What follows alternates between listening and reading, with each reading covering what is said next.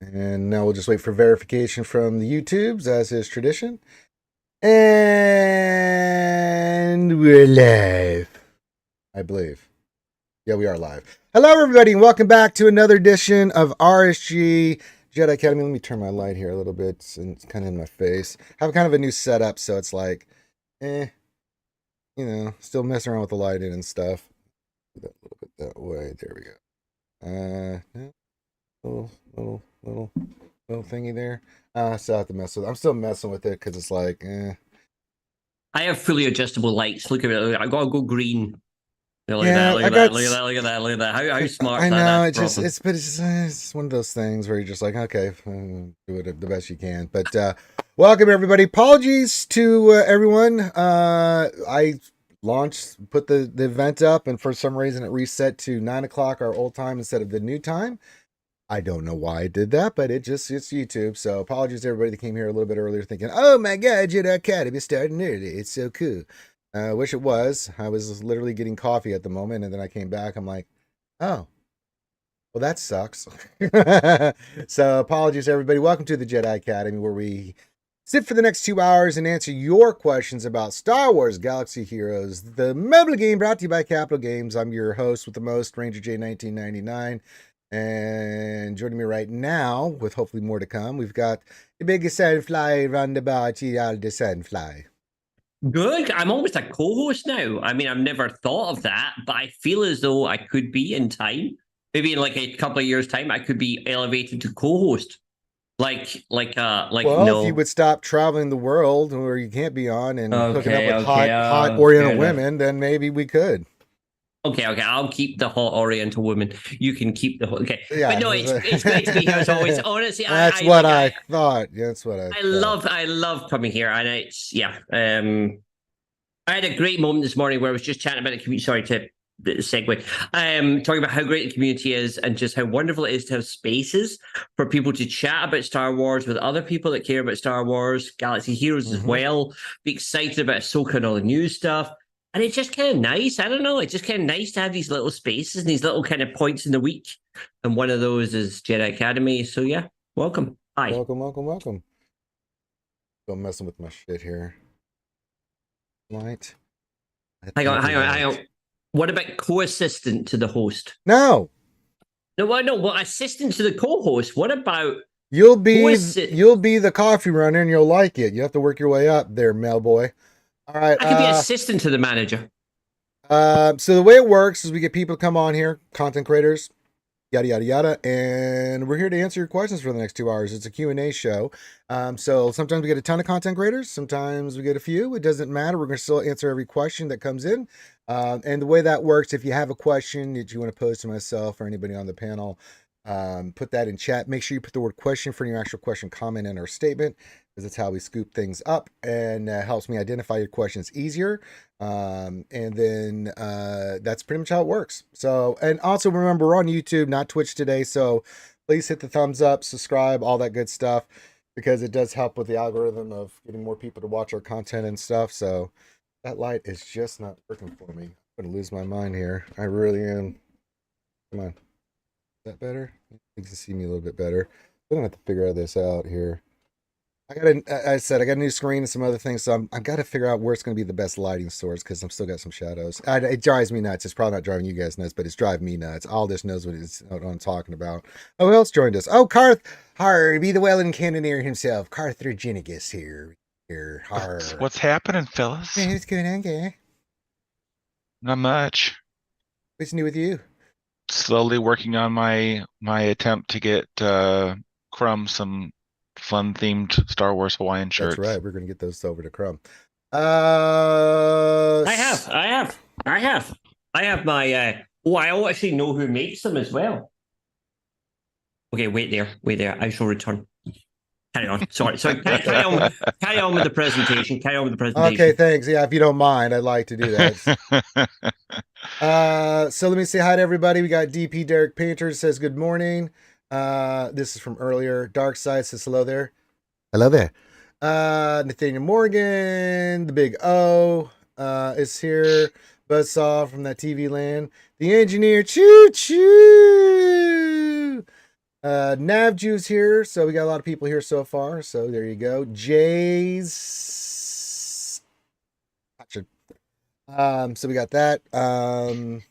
They're here as well. So yeah, give your greetings. I'll shout you out. Say hi to me. Say hi to Karth and everybody in the panel and all this, and say hi to all the skiers. And we'll have. Okay, this might sound a lot like an advert, but okay. I have this glorious Ewok shirt. This is a beautiful thing. That's a beautiful thing. That makes me want to throw up on myself looking at that. It's beautiful. Multicolored wooden It is thing. made by SWGOH. If you go on there, they have lots of fun Star Warsy, I would say. RSVLTS. They have a website. Go on there. They were at StarWars.com. It's like an advert. Anyway, sorry, move on. We are going to move on. That's where I'm looking. Mind. That's where I'm already looking there. Very good. Hello, Jim, the comic guy, says greetings, fellow space travelers. That's right. So get your questions in. We're going to start that. We'll kick out the conversation here a second. Last thing is, thank you guys for all your stuff you did for the ACS. We're over $7,000 raised so far. We'll have other big events coming up. I'm $115 roughly away from finishing this last bit I need for this costume. I'm not doing any more after this. Once I get the money put together for this flight suit, I'm out. So can't do this anymore. Yeah. So he says. Until the next season comes out and he's in full black, and I'll be like, or Grogu gets like this big, and I'm like, something along those lines. So, but Lily, I'm hoping that it's going to be 2 years before we get the next season, so I can at least enjoy this costume for the kids. So, but I am putting together the Beskar costume from season 3. We have season 2 up and running, but someone mentioned it to me that I got to get the gray undersuit, and I'm like, shit. Nitpicky sons of bitch. Well, they're right. If you're gonna go visit the kids, you got to be authentic, man. I'm with you. So, if you want to help with that, it's a rough estimate. I don't know for sure, but I know it's over $100 still left on it. But if you want to donate, you can. I'll do shoeies for the morning for the kids for the costume, so I can be done with it. We do have all the supplies, so the new armor pieces. I got the hip pieces, but the gauntlets and the new chest piece. Will be shipping on like Tuesday of next week, so that'll be good. So we'll have those in, and then I'm going to start the process of the full chrome. We're going to go the full Monty Beskar chrome on those things. So it's going to take me a week and a half to do those. I've already got all the supplies, thanks to you guys, and again, an astronomical ton of shoeies. And then other dates, real quick. September 1st, I will be getting my tattoo that I owe you guys for helping me with that. Deal the deal. So for our VIPs and stuff, I'm not going to be able to stream the whole thing, but I'm going to stream it for a little bit so you guys can watch it, and then I'll show it off. But that's a special thing I'm doing for the Patrons, VIPs, people that donated. So if you want to watch it that day, I'll be there for a little bit. I'll probably wait till after 5 Eastern or something like that. I'll just turn Discord on with the camera when we get a break, set it up so you guys can see that happening.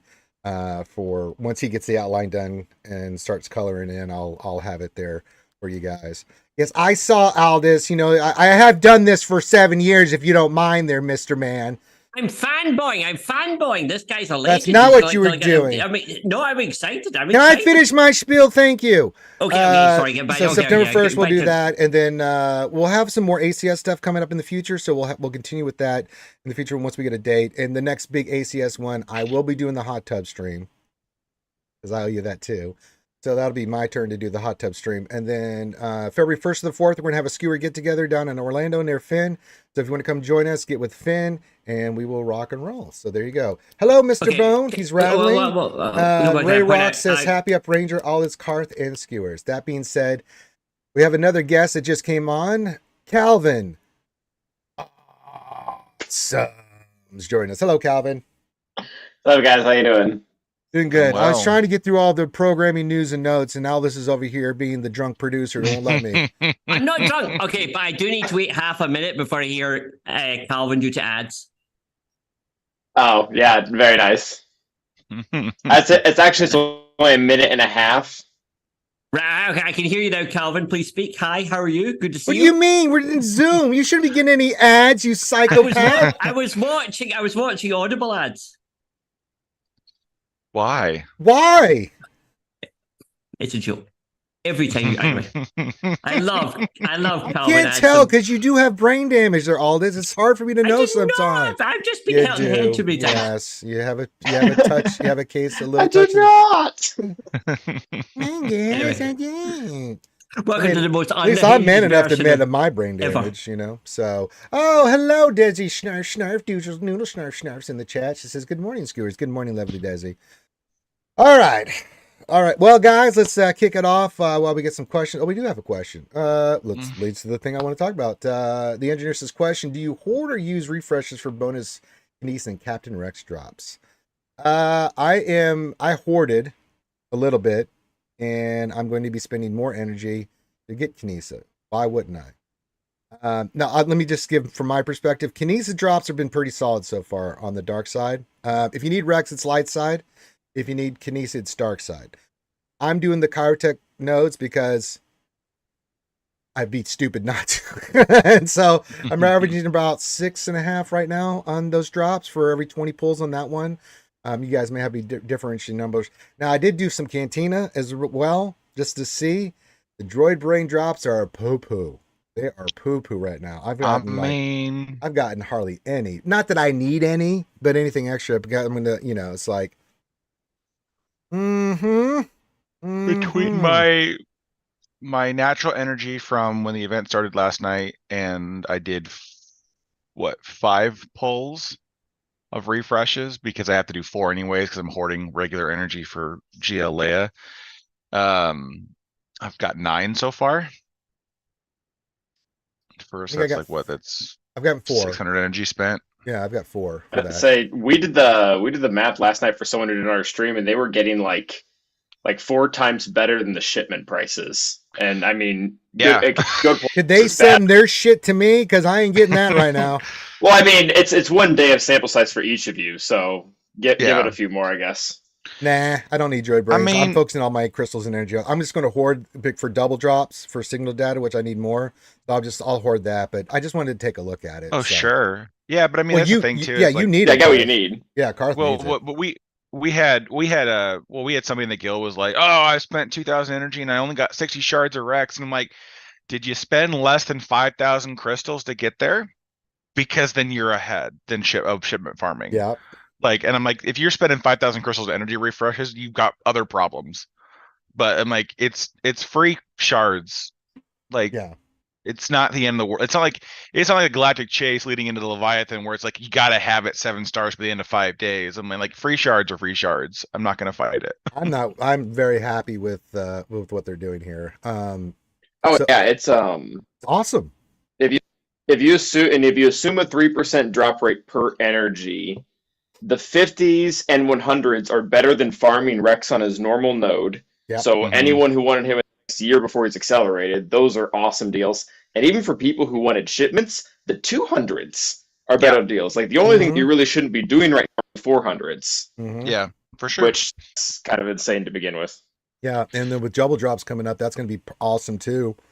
So Meathead came in, and was it Wednesday he did that? He nailed us with that shit. I think it was Wednesday. Yeah, we came in during the lunch stream and did giveaways, hung out. He was in the chat. He started heeing, and then next thing we know, it's like, aha, clever girl. But yeah, he when we saw that, I was like, pretty cool. Random, helping. I can't even think if they did this for Jabba. I don't think they did this for Jabba. No, they didn't. So someone said they did something, but I don't remember. I feel like if it was this good in this exact way, I feel like I would have remembered it. There might have been like a double drop or something leading up to it, but I don't remember them helping with the character shards at all, because I remember still waiting for 2 weeks after Jabba came out, waiting for who was the last one? Was it Bausch? Yeah, I'm still waiting for Bausch to hit yeah. shipments. Yeah. And so I was like, So I don't remember anything being that good. Maybe there might have been like a double drop event or something, but I don't remember anything for. I don't remember if there was one or the shards. Yeah. So I think it was something more normal. I don't think it was this specifically. There definitely wasn't droid brains because that's brand new. Yeah. So that Which- being said, back to your Take it. question, engineer, is do you hoard or use refreshers? Both. For me, like, I'm lucky that I have Rex already done. I've been telling people to do No, Rex first. he's saying which one do you do? Do you hoard the energy for double drops Oh, next is that what he's week, or saying? do Bonus? you?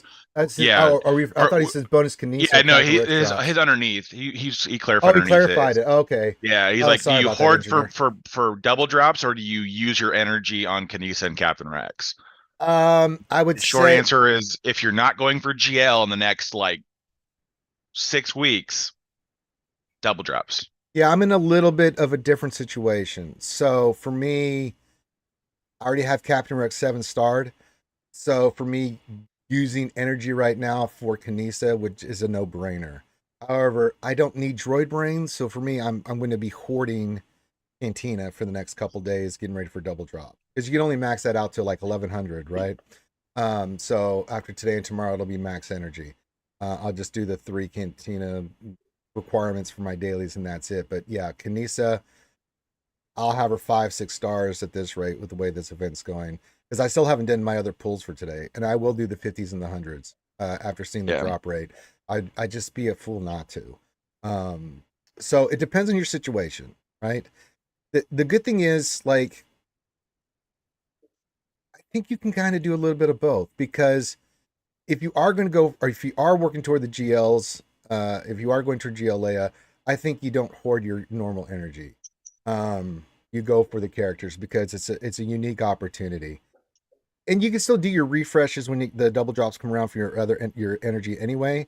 But get your canteen at least to 1100 and ready to rock and roll, so that when that comes in, because double drops and signal data, I can't tell you how great that is. That is pure gravy, man. Or if you have a character that you're going to be working in Cantina, for one of these characters, for job or whatever, that's pure gravy, man. So it just depends. Everyone's situation is going to be a little bit unique. So, we're all different. I mean, Cal, are you even going for GLA? What are you working on right now? I mean, so she's in the same queue that every other character ends up in for me. I typically slow farm the marquees, whoever they are, and by the Okay. time they're done, I go after the big thing. That being said, though, this one is really tempting. I'm not hoarding for double drops. I'm going right for Rex and Nisa, and the reason why is the way that I look at it is with the new raid coming out. Mm-hmm. There's a higher motivation for me to get the GL as fast as possible. So what I'm going to do is I'm going to use all my normal energy now. I'm not going to save any of it. I think I can get Krex and Nisa both to about 5 stars. And what this will enable me to do when Scout and Drogon both hit their nodes wherever they are, their cantina or fleet, I don't know. I can refresh those nodes more than I normally would. And instead of getting Leia in my typical 6 months, I'll probably get her in 2 or 3. So Yeah. that's my plan, because if I do this now, you can get like I said, you not only can you get so many shards of Krex and Nisa, but it's just such a better deal. Mm-hmm. Like I ran the math. If you hoard for double drops, you're getting a savings of 200 crystals per day in the amount that you make up by getting a bigger bang for your buck during the event. But the amount of crystals and shards that you get for Rex and Nisa is like 500 a day by doing the nodes. So I'm doing them for Leia. Yeah. Makes total sense. And I was saving crystals for Kinesa, and like I normally did, because this is what I did for Rex, right? But then I was like, event. Well, there goes that plan. The event is a lot better. I was like, I'll use all my crystals for this, so I will be popping those today. Far more efficient. I was Way already more. at the point of just screw it, because by the time the event was launched, I was 50 shards away from having Kinesa at 7 stars. I was like, I'm just gonna keep hoarding that energy. Hoarding. All right. No other questions, but I do want to talk about what we're seeing in 3v3 so far. I am 2-0. Can I answer? I mean, I've been into, okay. So one of the issues I have with that question is CG never give like an actual figure as to when the thing goes live, and therefore, from a European perspective or anywhere around the world, That's true. People always say just stack now, and as a European, you end up kind of with like you hit the cap about 2 days early, and you're like, well, hang on, why was that YouTube video so out? Like, that was rubbish.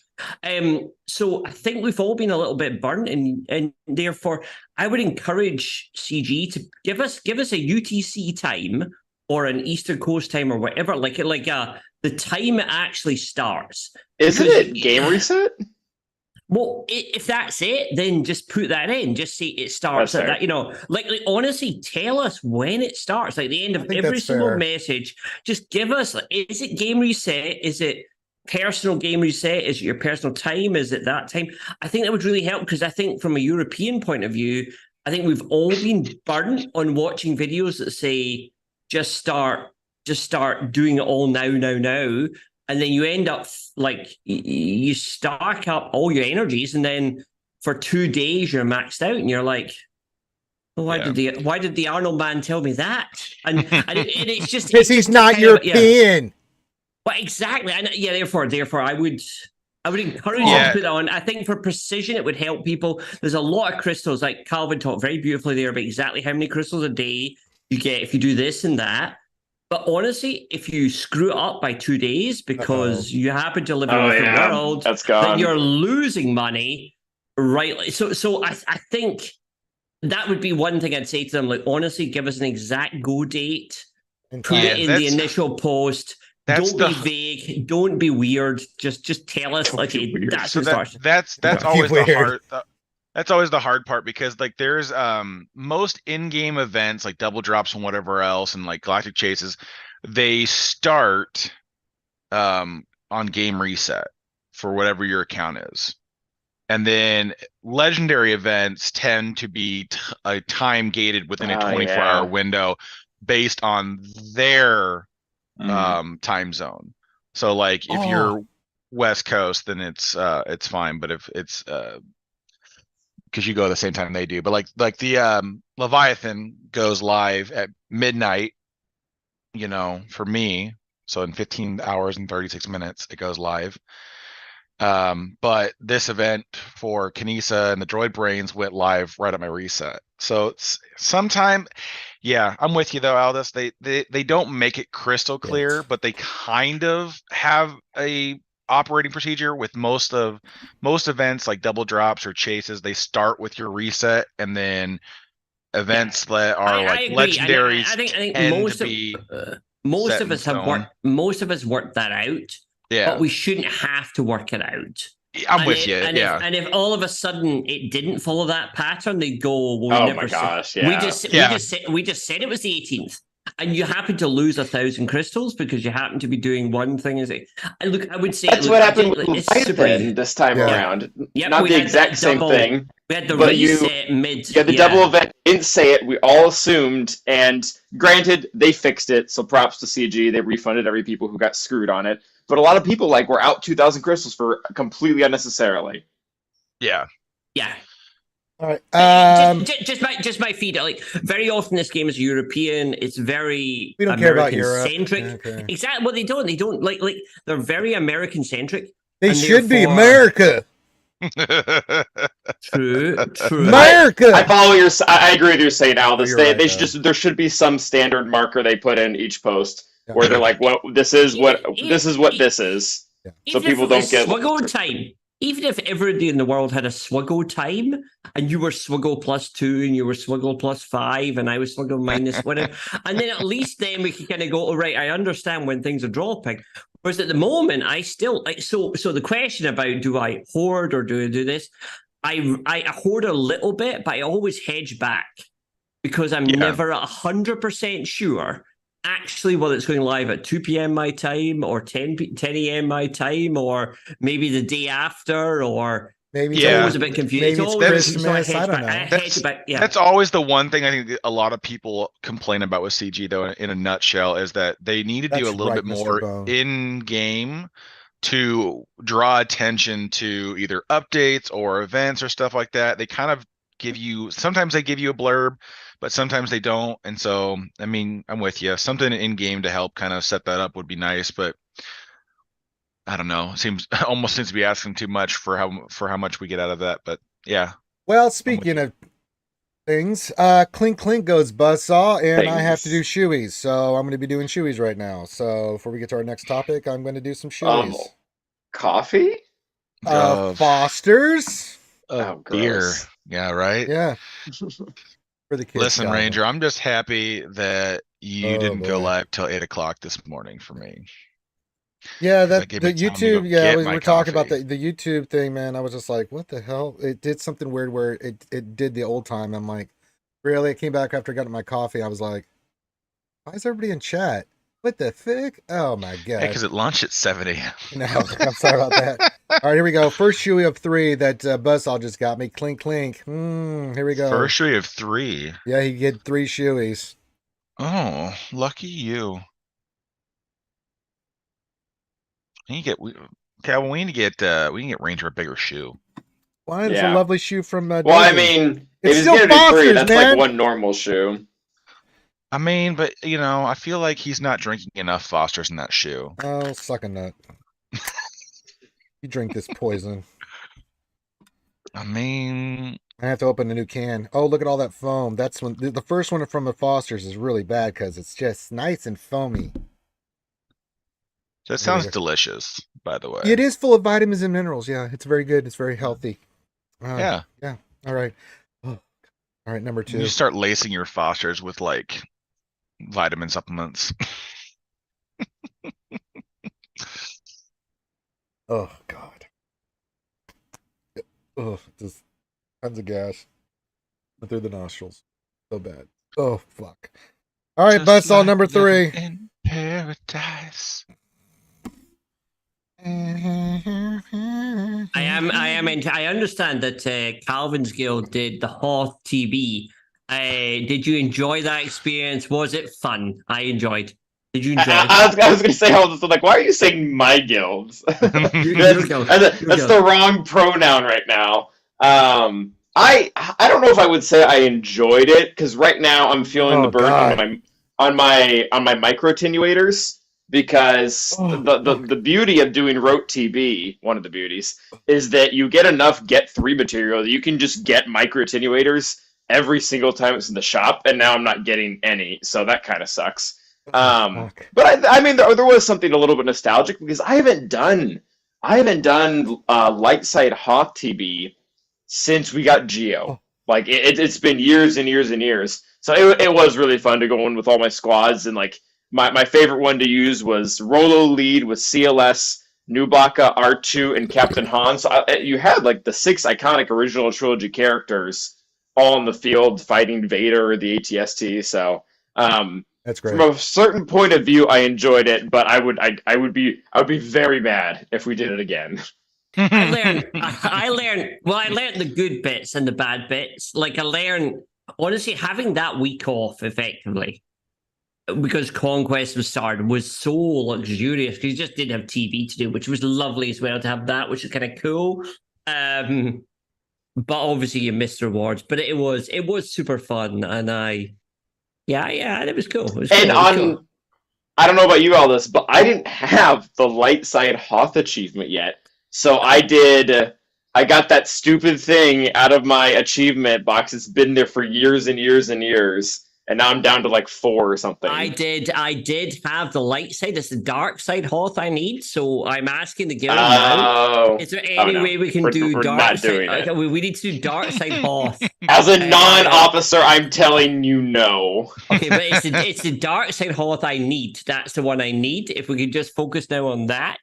And then if we could then do the HAAT range, so I can target the cannon like 10 times. That would be great. You guys get a room with this. If you could just crawl under my desk and we could have that discussion. Okay, next question, and this kind of gets into some good stuff because we talk about the new Datacron set and what we're seeing in 3v3 here. Rockern,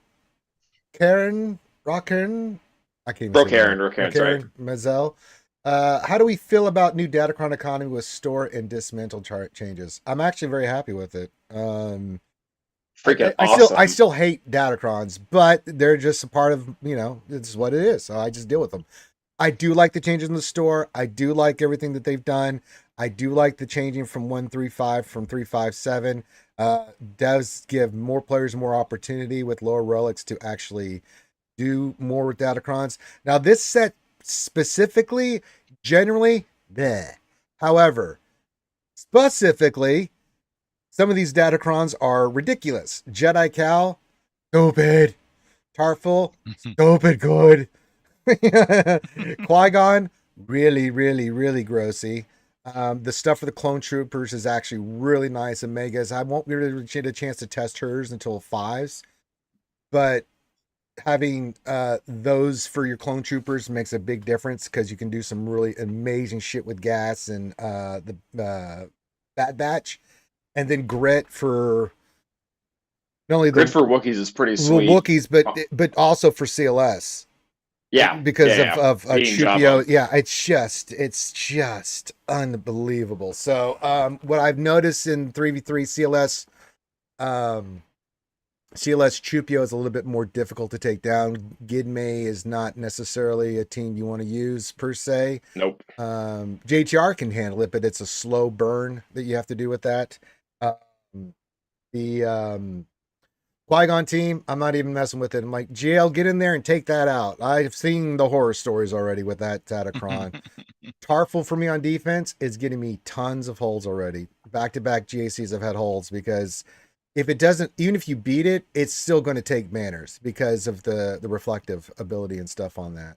So those are pretty good. And then the clone ones have been fantastic as well. So, and not that the other sets are bad. For certain teams, those offensive stats are crazy powerful. But yeah, it's yeah. Hi, Jedi Roll says, hey from San Diego. So feast or famine with this Datacron set. I do like the stuff in the store changes because I can use 500 shard store. I've got plenty of data cache now. That was something I would typically run out of, but 500 shards, I'm just like, okay, cool. Shard store. They just get 500 per million data cache. That's really helped out there. But trying to think anything else we saw in 3 so far. Everything else has been pretty standardized. I haven't really seen anything different in the fights in 3s that I normally see. It's pretty straight up. I mean, we still got the 15% everywhere, but I think this offsets it a little bit. Like when you use one of these offensive crazy crit damage sets with JMK against Job, it's like, yeah, I don't care that you have that defense. I'm still going to kick your ass. But Calvin, what are you seeing, buddy? Yeah, I mean, pretty much what you said. I've been very impressed with the grit crons, and this kind of reminds me of what the original statement about Datacrons was, where it was supposed to change around the meta a little bit, and that's kind of what it's doing. It's not completely turning the whole game on its head, but there's just certain counters that open up or close now with this. Like I ran into a Vandor, or not a Vandor cron, but a Dash Vandor team in 3v3. They had the grit cron, and that's pretty relevant because a lot of the dash counters rely on max health damage, specifically, Bad Batch being one of them with all the exposes and then Echo's unique. But so I'm sitting here trying to figure out what to do against it, and I start going through my crons, and I see that I have a clone cron that stops revives. So now I can just go in and I can actually kill Dash without having to kill Vandor. So it's been good. I had mixed results with Qui-Gon. I had one that was really easy. I had one that was really hard. Yeah, I've liked the Grit Con overall. I do like the Armor Pen. I think this set, for me, I'm just going to have a more positive interaction with it because it's one that we're typically going to be using on offense because all the Armor Pen cuts through all the defense from the last set. So it feels like a reactionary set, but I mean, I like it, and the economy changes just make they don't make it easy, but they facilitate the farming of it so much so that I don't always feel like I'm having to go back to the Sector 1 node, do that battle like 16 times, have to go through my datacrons to sell them because I got too many drops. It's taken a little bit of the annoyance out of it. All they need to do now is fix the UI. Like, if they can do that, I will be very happy. Yeah, I think so. What about you, Karth? I mean, the only thing that I'm not stoked about is the dusting from the last set.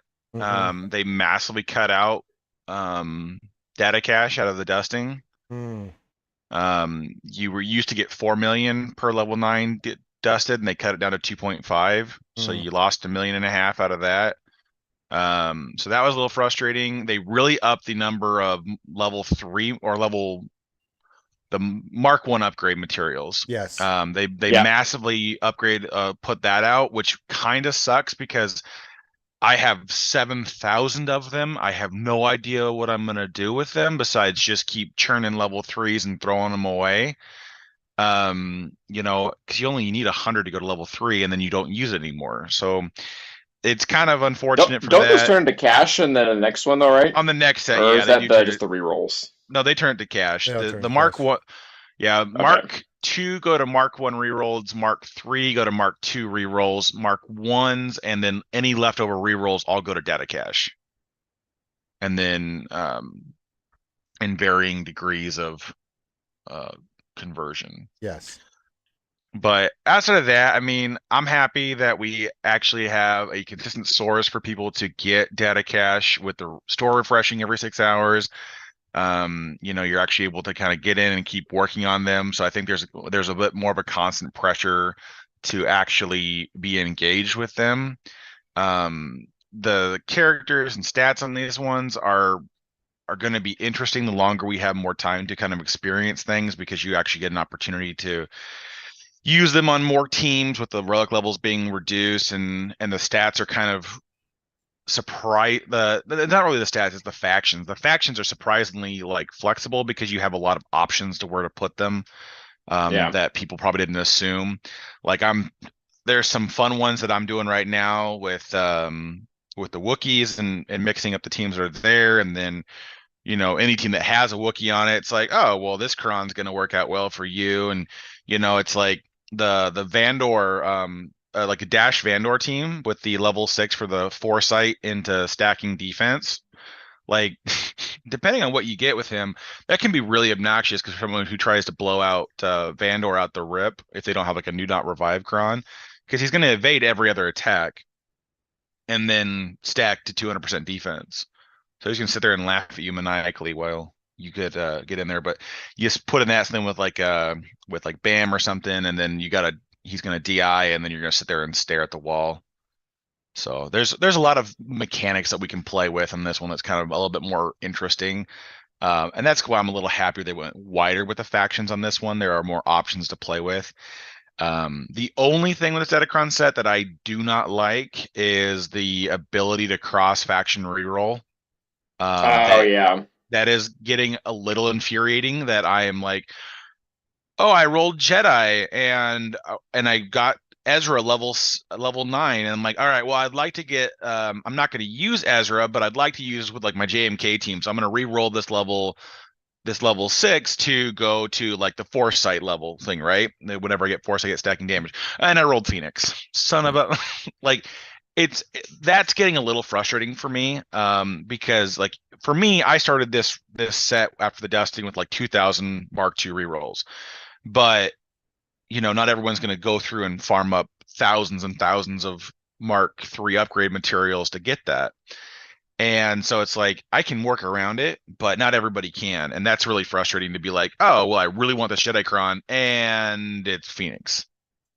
And so, or like with Captain Rex, like you finally roll a Captain Rex Kron, and then you can't get it to go back to Phoenix on the level 6. And you're like, well, this is a little frustrating. I would like to have the team I want. So it's okay that they allow it to go back and forth, I guess, to a degree, so that you have the ability to not be like Clone Troopers with Phoenix, because you have to have the Clone Trooper level 6 to get the Rex level 9. But still, I think overall kind of a frustrating mechanic to introduce. Yeah, I would rather just be one, because then you can strategically play it out to lock it in. It's kind of the same thing as calibration, being able to go back and roll on its own stat. I get how there's like a really rare situation how that could be good, but it's just mostly frustrating because you're specifically trying not to get that one. Yeah. I hate the changes. I really hate the changes. I think I'm probably the only person that does. I think I love Datacrons, but the prevalence of Datacrons I don't like. I would like Datacrons rarer in the game so that they affect less battles and make battles less complicated. So basically, when I went into GAC, I'd maybe have 4 or 5 or 6 battles that had a Datacron on them in Kyber 2, Kyber 3, wherever I am. I would like it that kind of effect, not 16 datacrons versus 16 different datacrons and multiple different effects and plays. So yes, they've made them more prevalent. I think the boys here, Calvin and Karthik, have also highlighted the fact that although CG highlighted the one good thing they did about we're doing 135, they didn't tell you about multiple other changes they did about making them less impactful. They're only light side. They're only offensive. They kind of roll to themselves. You can end up with Captain Rex from multiple different spaces, Ezra from multiple different spaces. I would like to have heard them say, right, we're going to trial different Datacron sets and different ways of doing Datacrons. Here are the 5 changes we're doing. They told you change 1, but not the other 4. Yeah. And they're kind of hiding in the background. Yeah, communication was about on par, unfortunately. And therefore, it's terrible to keep that. So even though everyone's like, oh God, 135 is an amazing thing, everybody please interact with these. This is the best thing we've ever seen in our life. There are 4 changes that are kind of negative for us that are kind of hidden. And therefore, I'm kind of like, well, no, tell us about those 4. I still would prefer, okay, my love for, I love Datacrons. I think they're better than ridiculous sort of power creep. But I'd like them more impactful, but on less teams. So I'd like a rarity rather than a explosion. This morning on my stream, sorry, shameless plug, I rolled my 10th level 9 Datacron. And this is the first week or the first time of doing this. I have 10 level 9s, one of which is actually usable, which is Qui-Gon Jinn. The other 9 are trash. But that's what rerolls are for. All this, God. Okay, but you don't. Rerolls are not in my game. I cannot spend more, Weller. I cannot reroll level 9 because I don't do TW. So my whose fault is that? Yeah, I don't know what to do with that. So my choice, and we'll come into it, my choice to not do TW and to maintain my sanity and all that, means I do not get the level, the ability to reroll. You've done this yourself, Anakin. True. I do this, but this is my choice, and I accept that. But please accept the fact that whenever I come on Jedi Academy, I say, well, look, it's not in my game. I don't do that game mode, so I cannot roll. So I have 10 level 9s, 9 of which are useless, 1 of which is useful. Therefore, this move to 5-3-1, and the characters I'm getting, I would never. I mean, Omega, get wrecked. I'm never. More for me. It's rubbish. But the fact is, I'm going to get probably about 2 or 3 more. I get about 2 level 9s a day. What have we got? 2 days. I'm going to have like 14 level 9s before the end of this conquest, which I got a red crate on. And I've got a whole other conquest to go. It's ridiculous. It's breaking the game, in my opinion. I mean, it's stats. I mean, even if you don't get the one you need at level 9. But I would feel bad for you all this, but start doing TW, scrub. I mean, not even that. Quit level 9ing them. Yeah. Like, what's you don't need to level 9 them. Just level 8 them. If there's no point in level 9, then the point is comedy and content, because the fact is that, but honestly, comedy. That's right. Aldous is doing this for the comedy, guys. I do this for entertainment value. I apologize, but when I dust this set, oh my god, I woe betide anyone that faces me in 2 Datacrons time. Oh yeah, because when I dust this set, when I'm going to have like 28 level 9s, probably by the end of it. Yeah, that's pretty good. I'm going to end up with So what are you complaining about there, Mr. Man? You're going to be kicking some ass. You're going to wind up with enough for like 6 level 9s the next set. I do this every set. It's not as impactful as you think. Dude. But I'm not. I'm not. Like let's say I'm just an ordinary man of the street. Just your ordinary and I'm telling you right now, Aldous, you get about 6 to 7 level 9s out the rip, because you cannot get enough Mark III upgrade currency in time to make a difference in it. You got to blow out your data cache somewhere, because you're going to cap. So you're not going to have a mass. You'll have a head start, but anybody who takes Datacron seriously, you're not going to have a massive advantage on. I'm only saying, like I say, I think there's a lot of hidden things. I think where people are celebrating the 135, but ignoring many other kind of issues with this Datacron change. Well, I wish I think until we see the next set and see whether they're still rubbish, there's no GLs. You know, if they I'm came glad out there's right, no GLs. Are you kidding me? We haven't had GLs in a long time. Yeah, Who's man. last one? Set 5. Because the problem with GLs, if you go GL specifically, we've seen what that leads to, just pain and suffering for the community. But you don't need to. You don't need to because the stats on them makes the GLs already OP. I like Or the level 6s. Oh, yeah. Like a lot of level 6s make the GLs OP already. Yeah. I like the no GL, but honestly, Capital Games, if you're watching, there's an easy win. If you've honestly decided to not make this, if you've honestly decided no more GLs, come out and make a huge post, and we will celebrate you, because right now we could get them for Leia. Because you already said in the Leia post you might get Datacrons. You know, Yeah, Leia probably gets one. Getting one. Like, honestly, just come out and say, because take that easy win of saying, look, we're not going to do GLs as standard. Look at what they did in this set already, though. They already lay in the groundwork for curtailing GL power inside of the set. You look at some of the level 6s. If the ally is not a galactic legend, gain these effects in the level 6. Right. They are intentionally stepping in and doing some things now where they're starting to code it in there that says, hey, we're stopping this from functioning on a GL because this makes this ridiculous. Well, tell us. If that's what you've done on purpose, come Well, out and they tell us. They don't tell you all this. It's the tea leaves. Take that easy win. Take that easy win. Go ahead, Calvin. There's some things they shouldn't tell us. Like I think CG is while their communication is a problem, I feel like they've over communicated in some areas. Like I cringe every single time I see the posts about we see this interaction, we're looking into it. Like, all right, you just got everyone pissed. Everyone's saying that everything gets nerfed, and nothing has actually happened. Like and they do it. They've done it a lot recently. Like they did it with Defender. And they were like, all right, we're looking into this interaction with Defender. We might do something. Like, why are you telling us this? Everybody is either already cashed in, and you're not going to give them a refund. So I don't know. It just feels. I feel like the opposite side of that is the reason why they do that. Because how would you take it if in 3 months after a new ship that came out that you've rolled deep on and maxed out, or a new character, and they come out, by the way, we got to nerf the crap out of it today because it's too strong.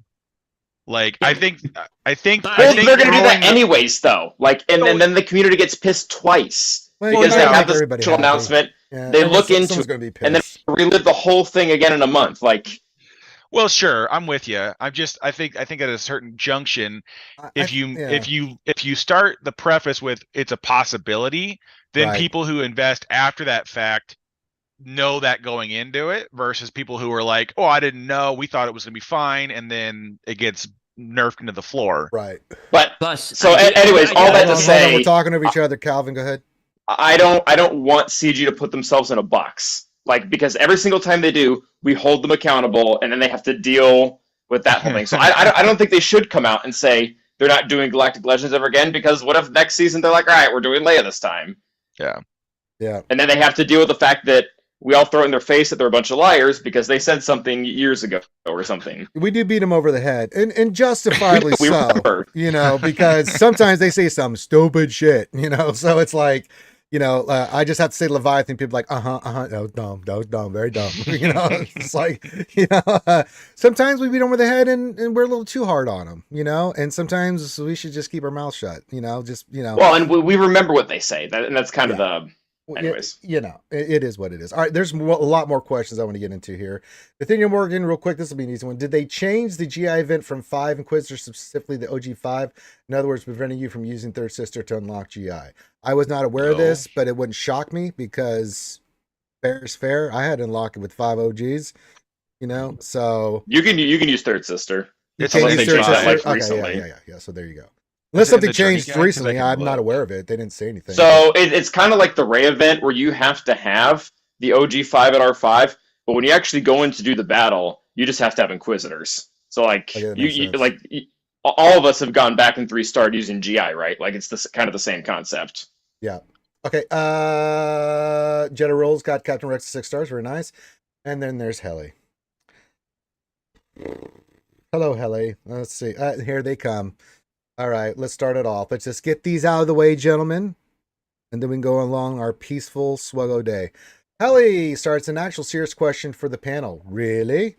Someone I know whose name starts with an H and ends with an X is experiencing SWGOH burnout. What tips do you recommend to get such folks out of the doldrums? Just mindset, man. Like I do shit like scrub. it's I mean, yes, get scrub. That's part of it. I mean, the thing is, like, burnout is because you're just not enjoying whatever it is it is. But my mindset is like, I do conquest. I can't stand conquest. I can't stand it. I hate it. And if you love it, that's great. And I'm happy for you. But it's just a doldrum. It's just something that I have to grind through. But you know what does make me happy doing conquest? The stuff. So I do that because, you know, it leads to me kicking ass and other things, whether it's GAC or whatnot, right? And it's just my mindset. It's like, I have to do this. It's like mod depression. I suffer through it all the time. You know, it's like, I have to suffer through this pain and suffering because it's necessary. And then I can go and do better things for my guild and stuff and this other areas and enjoy the game in that. Kind of how I look at it. You know, it's just my mindset, but it is very much a thing, burnout, because burnout is when you're just not having fun. I've had it in other games where you're just repetitively doing the same thing over and over again. And if you're not enjoying it, then either don't do certain game modes that you just don't want to do, like GAC and other things. You do the bare minimum. You know, if it's a time thing, you're spending too much time and you're feeling burnout because of time, cut back. Don't do GAC. Just go in, do your one battle, get your crystals. You know, who gives a shit where you drop? You know, they don't care. Why should you? You know, so, you know, things like that. Like if you don't like conquest, then don't go for red crate. You don't need red crate. I've been telling people, just go get gold crate. Instead of 3 months, you get the character in 4. Don't kill yourself with time and stuff if you're feeling burned out. You know, as a content creator, I mean, I push the envelope, but that's my choice, been for content and stuff. You know, I'm not the biggest fan of 3v3 GAC, but I do it because I enjoy doing the content for you guys. I can't stand 3v3. It drives me nuts, you know. But, you know, it is what it is. So, yeah, you're going to have to, that's a self-evaluation thing. I don't know if you guys, anybody else has some tips here on burnout. I mean, other than maybe you need a break from the game, you know, or just don't do the things as hard as you are that you don't enjoy. That's a great way of doing it. I mean, a couple of videos I love. Is it one by Zereth, one by Calvin? Zereth made. Bear in mind that the best rewards in this game are PVE. Yeah, by far. The worst rewards in this game are PvP. And we've just talked about datacrons and changes. These only affect PvP. So the highest complexity, the highest stress, the highest energy, the highest time commitment goes into PvP, TWGAC, but they have the poorest rewards. In fact, actually almost no rewards when you factor in the win-loss thing. Whereas PvE is the thing that takes no effort, has no datacrons, and gets you actually the serious rewards. So if you are tired and you are burnout, stop. I mean, I don't do TW for that exact reason, is it's too much effort, too much goes on, too much communication required, time zone difference, letting people down because I do something wrong. A lot of that therefore, but that all sits in PvP. I do GAC because it's a streamable content, but I don't do it for rewards. I don't care whether I win or lose. I do it just for entertainment factors. I've said that a few times. So if you want a break, stop doing PvP completely and just do the PvE for a little bit of time, a week or two or a month, however long you want. You actually won't lose because PvE, you will still unlock the characters, you'll still do the stuff, you'll still get datacrons, you won't use them. And yeah, that's how I would suggest just take that as a thing and just be honest about it. But honestly, everyone is suffering some form of burnout.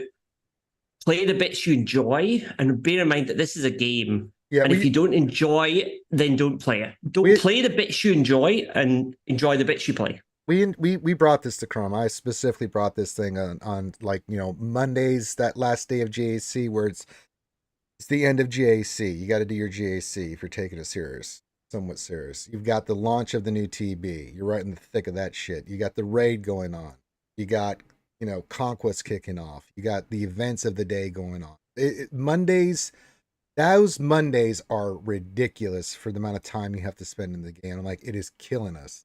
It is absolutely killing us. And Chrome agreed, and they're looking into it. So, maybe one of the things is we need to spend less time. I always said that we need more events, but not time synced events in there. It's how the event is structured, because you can have lots of small events where you go in and do different stuff differently that they could change up and do, where you spend 10 minutes, 15 minutes doing it at most a day. And that's the most, where you just go in, get some rewards, and then you can move on to another little event and knock that out whenever you want. And there's no time screen. But the problem with the ones they have now, where there's Conquest, TB, these events that are so involved, right? If you're going for Conquest, you're in there. You're in Conquest. You've got to plan out your stuff. You got to go do those battles and figure out which teams you're using where and how you're going through these feats and shit like that. And it's very time consuming. And I think that's the thing that's burning most people out, is this serious amount of time we're spending. A couple of things so they are halving. When the new raid launches, it will be half as often. So yes, that's salute really to them for listening. good. Yeah, it's really awesome. A lot of people with the ROTE have decided that they will actually just deploy. They will not they will not head for that 36th star or that 37th star. They will actually just go, no, screw it. We're gonna, everyone just deploy. Make sure you deploy. And I think the deploys in the RTE are far more valuable than the battles. And I think people are kind of learning that. And the burnout is real. My guild is incredible. I think Calvin's maybe as well. Don't pressurize stuff. Focus on doing your deploy, and if you don't have time. So I think people or the community or certain guilds are kind of learning that. They're kind of pulling back on certain events and giving people a break. Well, until you're ready to go for the next star, like we're in our guild, me and Car's guild, we're 36, but until we hit a certain GP threshold, you can't. Yeah, so exactly. We're just phase 5 and 6, we're chilling. Out? It's just like don't burn yourself out trying to get 34.8, because that's nothing, or 34.6. Just get 34, and I think a lot of people are kind of learning that and kind of. Yeah, but salute to them for halving the raid when we get there. Anyway. All right. The chat updated. Come on. Oh, look, it's your turn, Calvin. Oh, wait, we have one from Michael Jedi Rules. Says, Ranger question, when will GLA come in the game? September, October at the latest, right around there. Could come a little bit earlier. October. Yeah, is this the same as Jabba's kind of cadence? I don't think there's any.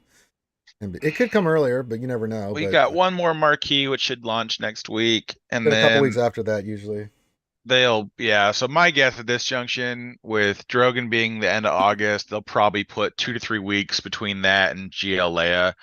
But the reason why they're gonna front load GLA on us is because the raid, they're gonna want us to push as hard as we can to getting her before the raid comes out, because you're gonna have like maybe 8 weeks between her and the raid if we're lucky.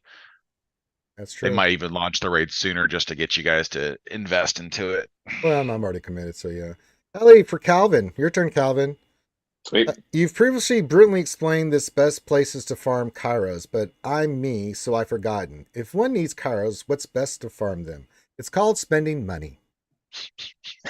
The two most shows up in the store every week. Yeah, the $9.99 pack. No, I'm kidding. Go ahead, Calvin. The two places that should just be universals for everyone is GAC and Get To. Like those are like the non-negotiables as far as value goes. They're by far the best. Depending on your account, depending on how much you need them, how much you need other things.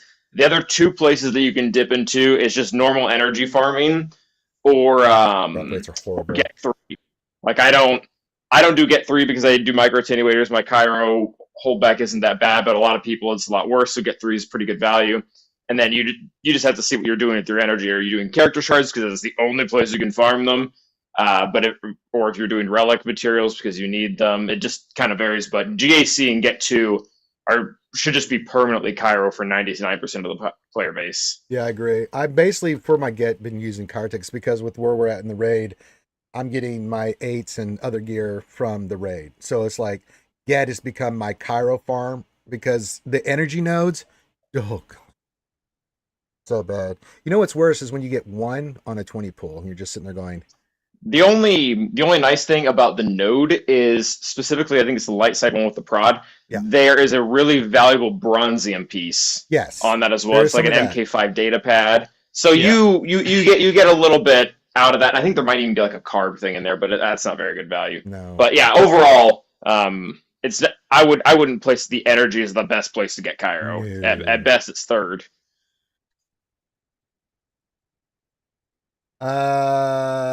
Okay, going. Dalton Miles, I didn't say hello. Hello there. Konnichiwa. Let's see here. Engineer Choo Choo says, question for all. How much time do you spend currently day in game? Need to climb back and Fleet Arena at 6 p.m. my time, right when I need to cook dinner for family. Dinner sometimes burned. Then you need to change your payout time. But you can do. You just need some crystals, right? You just go, or you get a free one, and then It's just free. crystal- It's yeah. It's you you need get to two. change You your time. get 2 a year. Yeah, that's that. How much time do we spend in much game? It I depends say, on the, We spend a During- lot. I'll look at my app. during conquest. It's quite heavy for the Yeah. color you red box, and then it goes to being pretty low. I spend Like about need, I guess, is relative. I spend a lot of time in this game. I spend about 20 minutes a day, I would think. Well, you're not if doing it's a TW, non-GAC. no wonder. Exactly. Well, no, but that's what I'm saying. So I mean, I purposely choose to spend the minimums, which is about 20 minutes a day. I'll log in the morning, I do my 600, I do my dailies, do all that nonsense. I then might log in, that might take about 10 minutes, auto a few battles, and then in the afternoon, I'll clear out my energy before I go to bed. And I might log in a few times, collect a few energy, but that's it, about 20 minutes a day. And when it's conquest, it changes and goes up to at least TV, about an yeah. hour. Depends on the day and week and what's going on. No, right? TB, I just deploy. I do like one battle. Well, or two, we I do deploy. it, but we do more there, Mr. Man. No. Jesus. I don't care. Do you know I realized, ROTE, do you know how many ship battles I've done in ROTE? I've done none. I've never done a ship battle you're ever. a very, very bad man. I am a bad man. Yes, I am a bad man. But yeah, about 20 minutes, that's what I do. Yeah, but I always hit the deploys. Mental note, Karth, we will So- not be recruiting Aldous for our guild. That would not be good. No, Okay. you're right. Yeah, We'll that take, would- we'll take Karth Calvin. would kill you. We'll take Calvin. Aldous, he would kill you. He would have to unblock. I'd have to unblock him in Discord first. Honestly, just my guild and me, we have this kind of this distance relationship. But no, the guild's credible. But As long as you're in a yeah. guild that's casual, I mean, but it just depends on like your commitment and what your guild's commitment to the game is, right? And we're a little bit of outliers, I think, for all of us because we're content creators. Hey! So I we're realized. more... Hang on, whoa! A week ago, I was 100 GP point skill point rating higher than you, Mr. Ranger, sir. I was like And what? in GAC. Oh, that's because I don't give a shit. Oh, okay. Wow. Congratulations, I stopped caring. I mean, after going 10 GCs in a row with a winning record, I'm just like, what's the point? So I don't even really try that anymore. I should say, my guild is incredible. My guild, because it has incredible whales who have incredible rosters, and That's I'm like me. one of the small that's middle Calvin. fish. No, I mean, like there's people in there with like 12, 13 No, mil, so he like, cares. Yeah. and they are like they do incredible work, and yeah, I love them to bits. Anyway, All right. carry on. Contingent, what's going on, buddy? Oh, top of the hour, just letting you guys know. What are we at? $7,500? Buzzsaw just nailed me for some shoeies, so we're almost done with the thing. So if you wanna nail me with the shoey and help me with the flight suit, there's the link to the tip jar. Just go clink clink, let me know, and I will be doing Foster shoeies. They're really nasty first thing in the morning. Let me just tell you, folks. But we're almost over the borderline with this flight suit. So $700 left. I have to redo the math, but it's getting closer. All right, I between helis and questions and everything else. Okay. Oh, for you, Karth, it's your turn. Yeah. It's a semi-serious question. Charmed life. Rand, all the current GLs. I think you mean rank. Rank. Randy, all the GLs. Yes. Most favorite to least favorite. Go. Most favorite GL. I mean, I feel like out the rip is just going to be JMK because like I like Kenobi quite a bit, but then just the character just performs well in a lot of areas. Yeah. But then after that, it's just like Take your pick. it's a mesh all the way down the rest of it. It's I like do love there's Jabba. A lot of fun to Jabba's a lot play. of fun, but like I like them all. Everyone shits on every GL for whatever reason, and it's like they all have their place. They just I don't care. It's just we sit there and do this like every other week. It's just like, which one's the best? I don't know. Which one do you have? Start there. Work your way down. I don't know. For me, JMK is a lot of fun. So is Jabba. After that, JML is a lot of fun, especially with Cal now as a part of that crew. If you want to make him that way, I just went in and just nuked the shit out of a JMK team with it. I'm just like, Cal is so good, man. It's so stupid. Yeet. It's pretty much a yeet. After that, it just depends. Lord Vader's actually a lot of fun to play. So Carrie's always been a fun character to play with, right? Rey is very defensive, so and then C With Ben, she's quite good on offense. yeah, though. she's good, but She it's can just underman a lot of things. yeah, but with, it's still with bleh. I Ben. don't know, it's just bleh. All right. I know Captain it just doesn't Poopins. excite me as like Kylo Ren with his 12-pack going in there, stomping that ass. C is C. So I mean, everyone's gonna have a different opinion on this, right? I do have fun with Yeah. Jabba, man. It's just so much fun just using that team. And when the Rancor comes out, it's so satisfying. It just really is. Gobble, gobble, gobble. Calvin, you got a top three you like you either you're using or just, just for what would you say your top three GLs are? I like the word favorite. Like I kind your of favorite. resonate a little bit with what Cart said. I mean, they're all good. They all have their weaknesses. The conversation has been a little bit interesting recently, but SLKR is number one. He is just so fun to So much use. fun. He beats everything on offense. He's a feel good GL. So he's number one. As far as the other two, I guess probably Kenobi too, because he is Kenobi, and we'll go Jedi Master Luke as well. Jedi Master Luke as well. He's fallen off a little bit for me in threes as far as overall viability goes.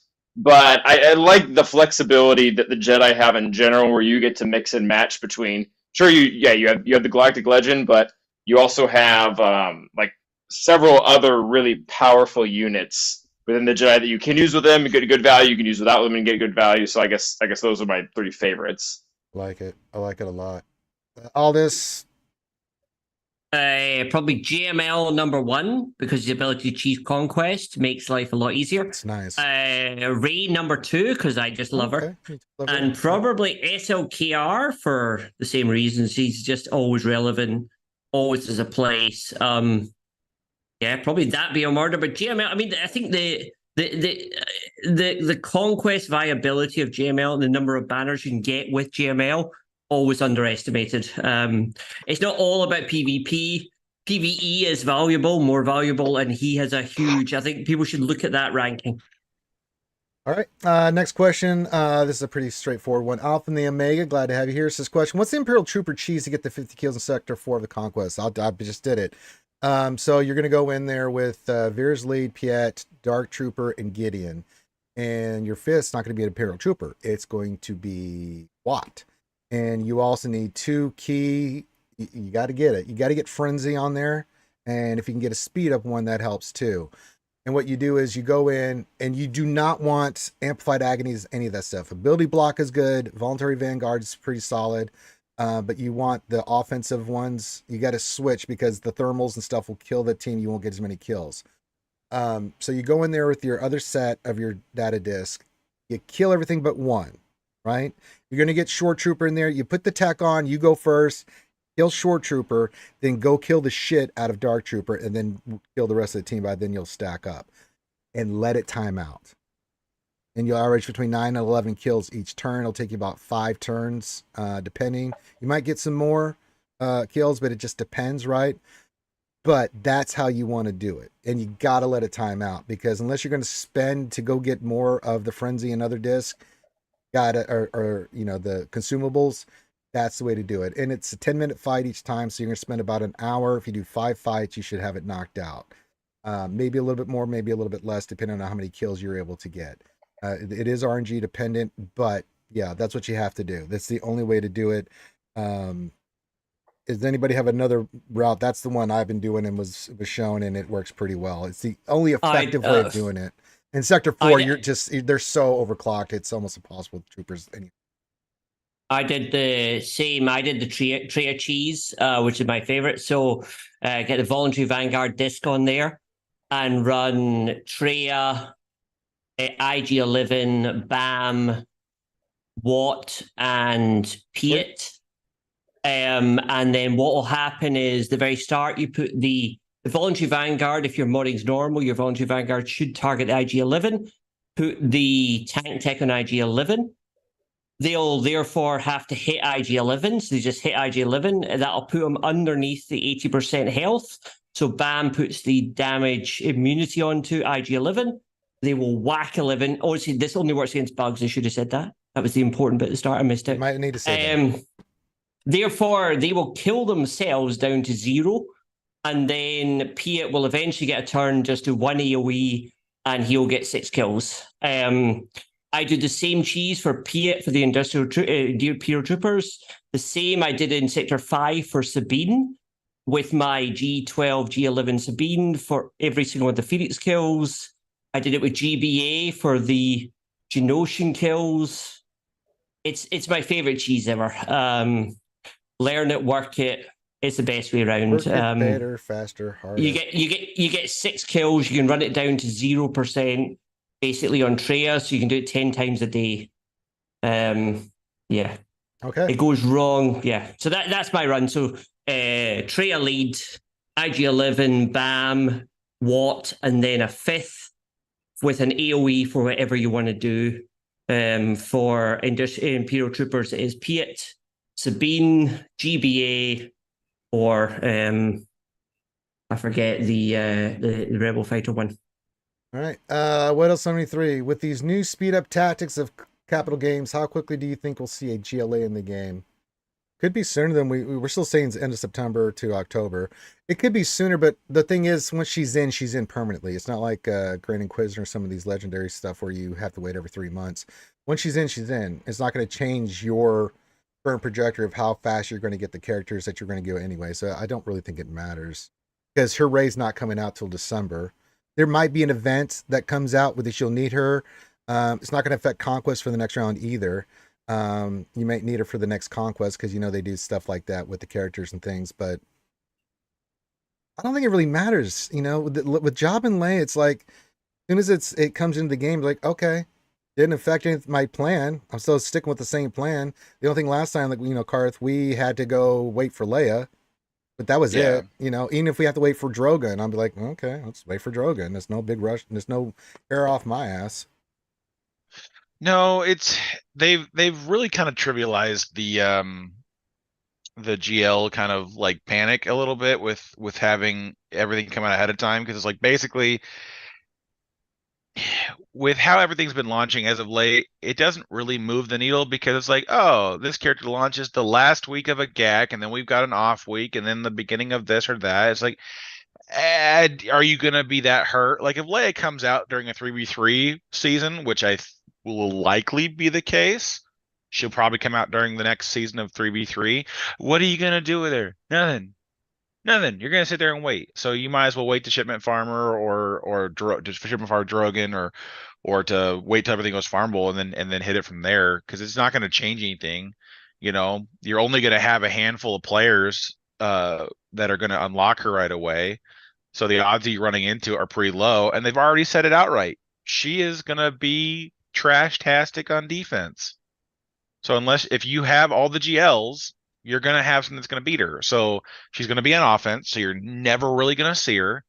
So the only people that are going to miss out is if CG's like, psych, here's the raid in October.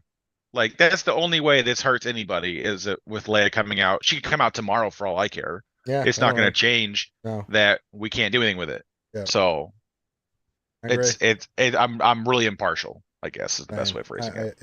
I'm just, yeah. Yep. Oh, God, Helly. Question for Aldi. Ranger doesn't want me to ask that one question I always ask, so I won't ask it. Thanks for playing. Please don't. Don't want to time you out. That would suck. Neo Venom says, hello, Ranger and panel. My addiction got the better of me. Going to Walmart later and getting into more Star Wars Legos. Yes, he is a big Star Wars Lego guy. He just did Captain Rex's helmet. It looks fantastic. So yes, Neo Venom, you do you, but Star Sign 1972. Glad to have you here. Says question: do you think CG will also do bonus drops for the other two marquee requirements for Leia? I think due to the new raid and how long it will be the top raid is the reason why this happened. I don't know about the other two. I bet no. They may If be they do Cantina, it, but it'll- no. If they do it, it'll be closer to when the raid launches and not when she comes out. If There they you do go. it, because there's Okay. Drogon at this point is poised to be the marquee you're going to have to buy out if you want Leia day one. So I don't see them at all doing anything before you get closer to raid, because otherwise it's just every big player that wants to have Leia day one is going to have to spend $300 to unlock Drogon. You know how they're going to do it. We've Yeah. all been there. Come And on I- now. Go ahead. Kyle. Like that's kind of what I prefer too. Like that's Yeah. if that's how they would need to make their money, then sure, go Yeah. for it. Like No problem with that doesn't feel bad. No, you'll I get don't- it. You'll get it when you would have gotten it. That's the thing that always annoys me when Exactly. people complain about the GLs. If you aren't ready day one, why do you care when she comes out? Like if you're gonna wait to farmer, why do you care? Yep. Because it doesn't change your farming rate for anything. If the characters still follow their normal cadence, they still release 3 to 4 weeks after their marquee event, they hit shipment. 3 to 4 weeks after that, they hit the farm. It doesn't change at the rate which you would have gotten her. So what's it matter if she shows up the day Drogon hits shipments or 2 weeks before then or 2 weeks after that? It doesn't change anything. It's just a point of contention. Everybody likes to complain. So anyways. Yep. Star Sign 1972 question for me. I get burned out when Conquest is running with GC or TB. I think Conquest should be 1 week. Half the energy requirements, half the feats, make the energy refresh faster, etc. Thoughts? I'm down with that. I really, really am. Conquest is just At a So certain point with long. Conquest, they need to do feats that are. I would be happier with feats that were more niche yes. but less volume. Yes, the volume is what kills you. 'Cause it's like, for 40 me- kills with the team, so much. Like the man. global ones need to be more niche but less volume. Because like I don't mind having to do like do bigger or broader things, like get the 500 kills or the 250 on the challenge path or whatever else.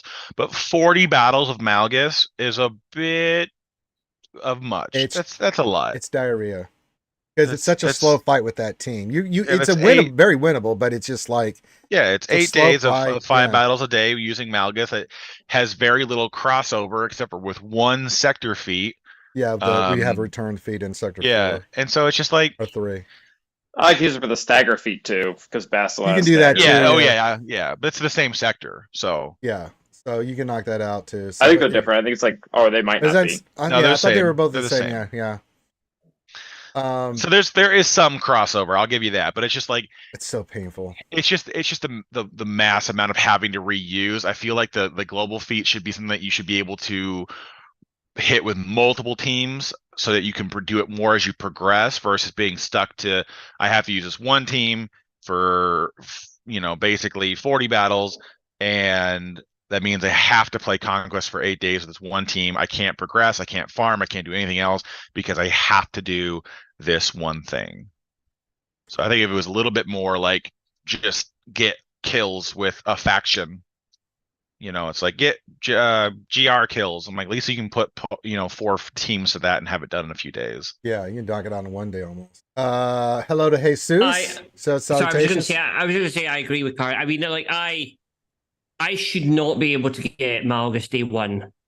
But Why? the amount of cheeses I have to get all the feats they don't want me to get allows me to kind of grind out the feats with like 4 or 5 days to go. I think it should be 7 days. I think it should be a more harder thing that I get 3/4 of the way up the mountain. Because that's kind of where maybe I see my account. If I see Karthik at the top of the mountain, I see myself taking 3/4. How many Galactic Legends do you have, Aldous? 7. Yeah, I don't. I would be really Well- mad if anyone who has every single Galactic Legend in Yeah. the game doesn't just kind of be able to mail it in. Like, Well, There's accounts that have like 1 or 2 that work really hard and have all the cheeses and they can get it, but It's the I mean, same. if you I have think, 7, but I'm 10.2. I just think at that's 10.2 huge. million.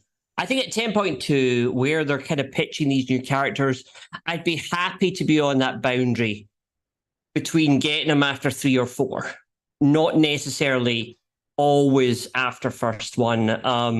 I disagree with I that don't know. 1,000%. Yeah, See, because if you're getting 3 or 4, the guy who's 7 or 8 million is getting in like 6 or 7, and that sucks. Yeah. Okay, I'm only saying I would prefer it was a 1 week longer and a little bit more tricky, challenging. 1 more week longer, you psychopath. No, 1 week shorter. 1 week Okay, shorter. God, you about lost me there, man. God, we escaped there. About to throw something at you, man. I think we're at the point though with Conquest, like we were with GW back in the day, where I think if you've beaten it enough times, that it should just be simmable, because you've already proven you want to have certain feats just for this certain character unlock. Sure, right? But you should do that for players that have gone through and grinded this shit out for the last couple years.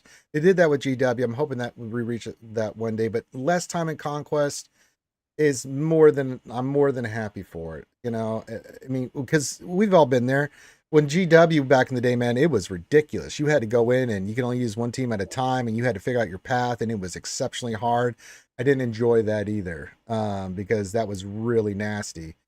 Even for the guys at the time that were tip of the spear, they would struggle with it. It was really nasty. So I don't want that if we go less.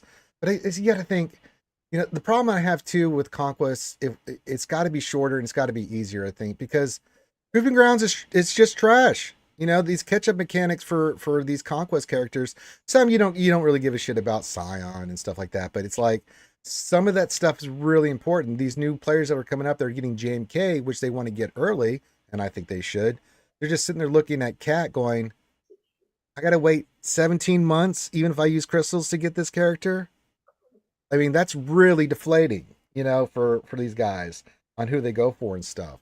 One comedy quality of life I'd love on Twitch is next to everyone's name how many crystals he'd spent. So when that arsehole comes into my chat comes into my chat on day 2. F-bombs, what are you talking about? Comes into my chat on day 2 going, I got the red crate, and that everyone looks at the 4,000 crystals spent next to their name and looks at them and goes, yeah, you're one of those. I think I'd love that as a kind of I'd love that as a quality of life to kind of anyone that kind of goes, I got the red crate, just automatic next to name is like, yeah, but you spent like 5,000 crystals to get there. We didn't, you know, like I'd love that kind of people realizing it's not a race. It's a marathon sprint. It's a marathon sprint. But some people just want to be done with it because of time constraints, and if you got the discretionary income, I don't problem. Yeah, I mean, everybody has their own way to play it. If they want to, and if they get to come on my Twitch stream and brag about it, like that's awesome. Fine. Yeah. But at the same time, you're putting out things about, okay, hang on, you got 200 crystals for this and 400 crystals for this. If you do it this way, you save 200 crystals. Should we not put in videos out going, look, if you have the red crate after 2 days, you're doing it wrong? No, I don't think so, because I don't want to make a video for those like 1,000 people to get mad at me. Like, well, it's not even that, because that doesn't sound enjoyable. Well, for me, it's like, you know, like me and Karth. Me and Karth go about Conquest differently. Karth will spend more crystals than I would. I mean, I do the 50s, but he's going to do the 100s, right? So we just go about depending on the set, I'll do the 200s. Yeah, you know? So it just we just go about it differently, and I don't fault anybody. If you got the cash, and it's the biggest thing about Conquest, it's time. That's why you see people paying other people to do the goddamn Conquest, right? So if they want to go in there and say 5,000 crystals, I'm done with it in 2 days, and I don't have to think about it for the rest of the time, and I can just sim.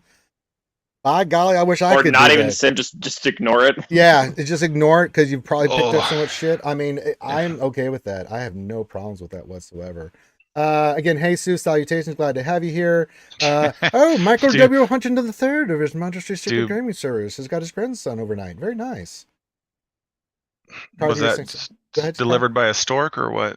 Sorry. Well, his daughter had a baby, and he's got. I know. I'm just making a poor joke. Well, for Mike, it'll go over his head.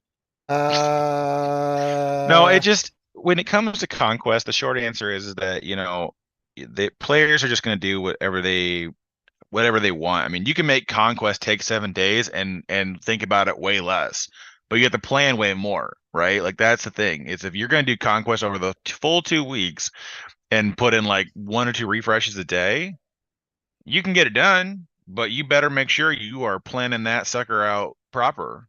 Yeah. Because you got to get your battles in every day for what you need. But it's how much you spend is relative to what you want to engage with in Conquest, because it's going to be infinitely cheaper to go up to the 200s and refreshes every day if you want Datachrome materials than it would ever be to buy them out of shipments. So, and you got to remember one thing about a lot of the big spenders in this game: the reason they spend is for time. They don't want to farm that much. They don't want to be in the game that much. So if they can use resources that they have to not spend as much time grinding, farming characters, farming gear, that kind of stuff, they're going to do it. And so Conquest is no different. So I thought they spent because Marvel Strike Force was sold to Qatar. DSA was What? trash. Lord of the Rings was trash. Oh Raid my Shadow God. Legends Man, was fun. I love when Aldous comes out of left field with this stuff. Hang on, surely that. Okay, I thought they. all right, spent everybody, here put on your because the other- tinfoil hats. Here goes all this Okay, again. only sing the other way Oh, to waste money on a mobile game are dying. This one at least is not bad. As we all know, it was purchased by China, and now the game is poopy. All right. Oh my God. Next question. Yeah, moving on. Thank you. Helen, next question for Ranger. Please congratulate Sir Michael Huntington III on his newest grandson. Well, I think we just did, and he's got the new baby. And congratulations, my friend. Michael Huntington. He's a grandpappy. Very nice. Not doing so well himself, but hopefully your treatments go better there, Mikey. We love you, buddy. Gappy, I want to see Ranger versus the King of Shippings in JC. Oh, I throw it on purpose. I do a full FU defense and say good luck. Is Ranger a whale now? I've never been a whale. Are you kidding me? I mean, relative, what do you define as a whale? Yeah, what do you define as a whale? I mean, I don't spend that much in this game, brother. 300 a month, I think, would have to constitute a whale, because if Not you even can't close. whale out on one character, Yeah, are you really a whale? Yeah, I'm not even. Now I have skipped. I mean, people are like, "Well, how did you get Jedi Cal?" I'm like, because I skipped Zori and the goddamn Tuscans. Are you kidding me? Now I do very well in GAC, so I get a lot of crystal incomes, and I'm topping arena all the time. So I'm at that point where I. Well, and you have a super old account too. Yeah, like you have all different. these resource Yeah. areas set up for you. Yeah. It's just it's one of those things where I'm in a good point where I don't need to spend. I'll spend on the 9.99 pack for Conquest, and I'll spend a little bit here and a little bit there. I did spend $100 for Leviathan. Regrets. But I saved up for that, so I have limited resources, so I'm not going to spend on this game.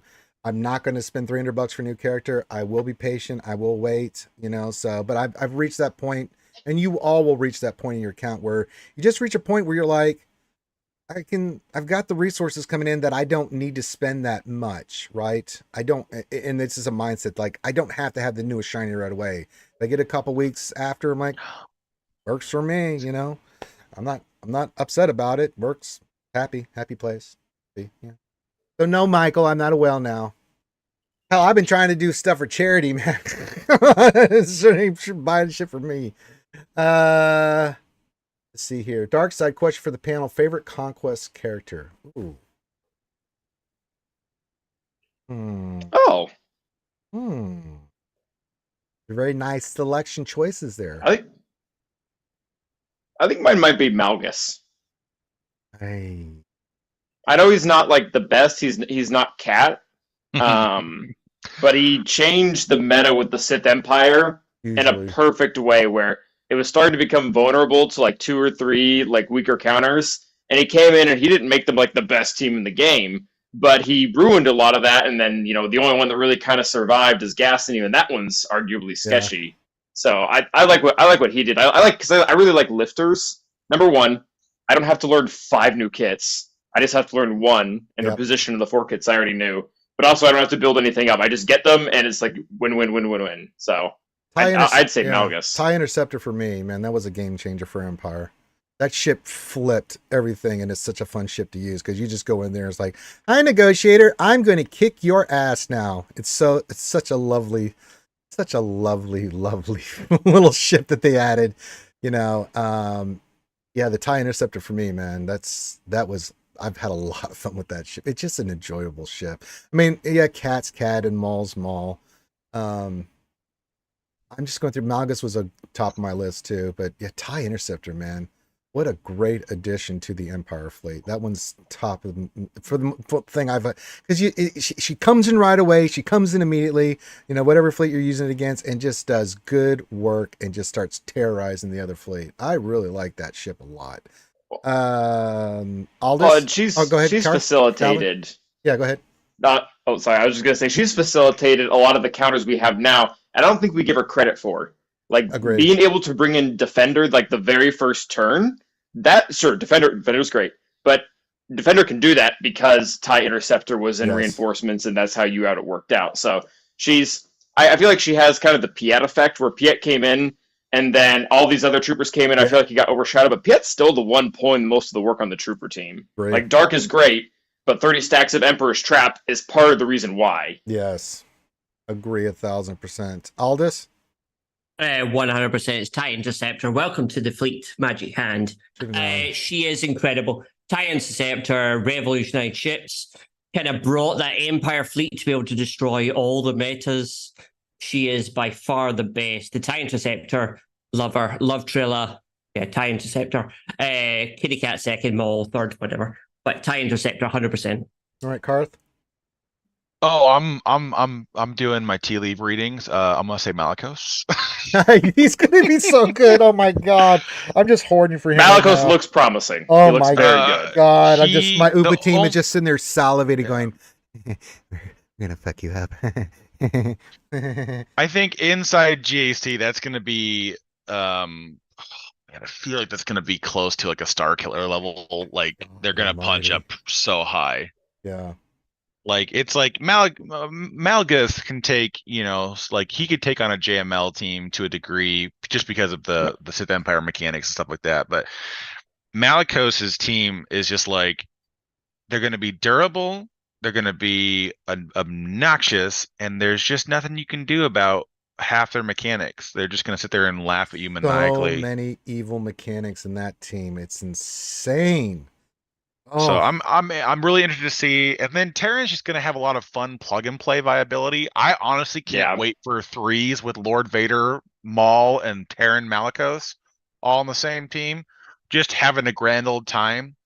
That's gonna be so much fun for me to watch, just to watch somebody lose a character out the rip, watching Maul use his 5 stacks of Seething Rage, and then Malicos assisting every time he does it.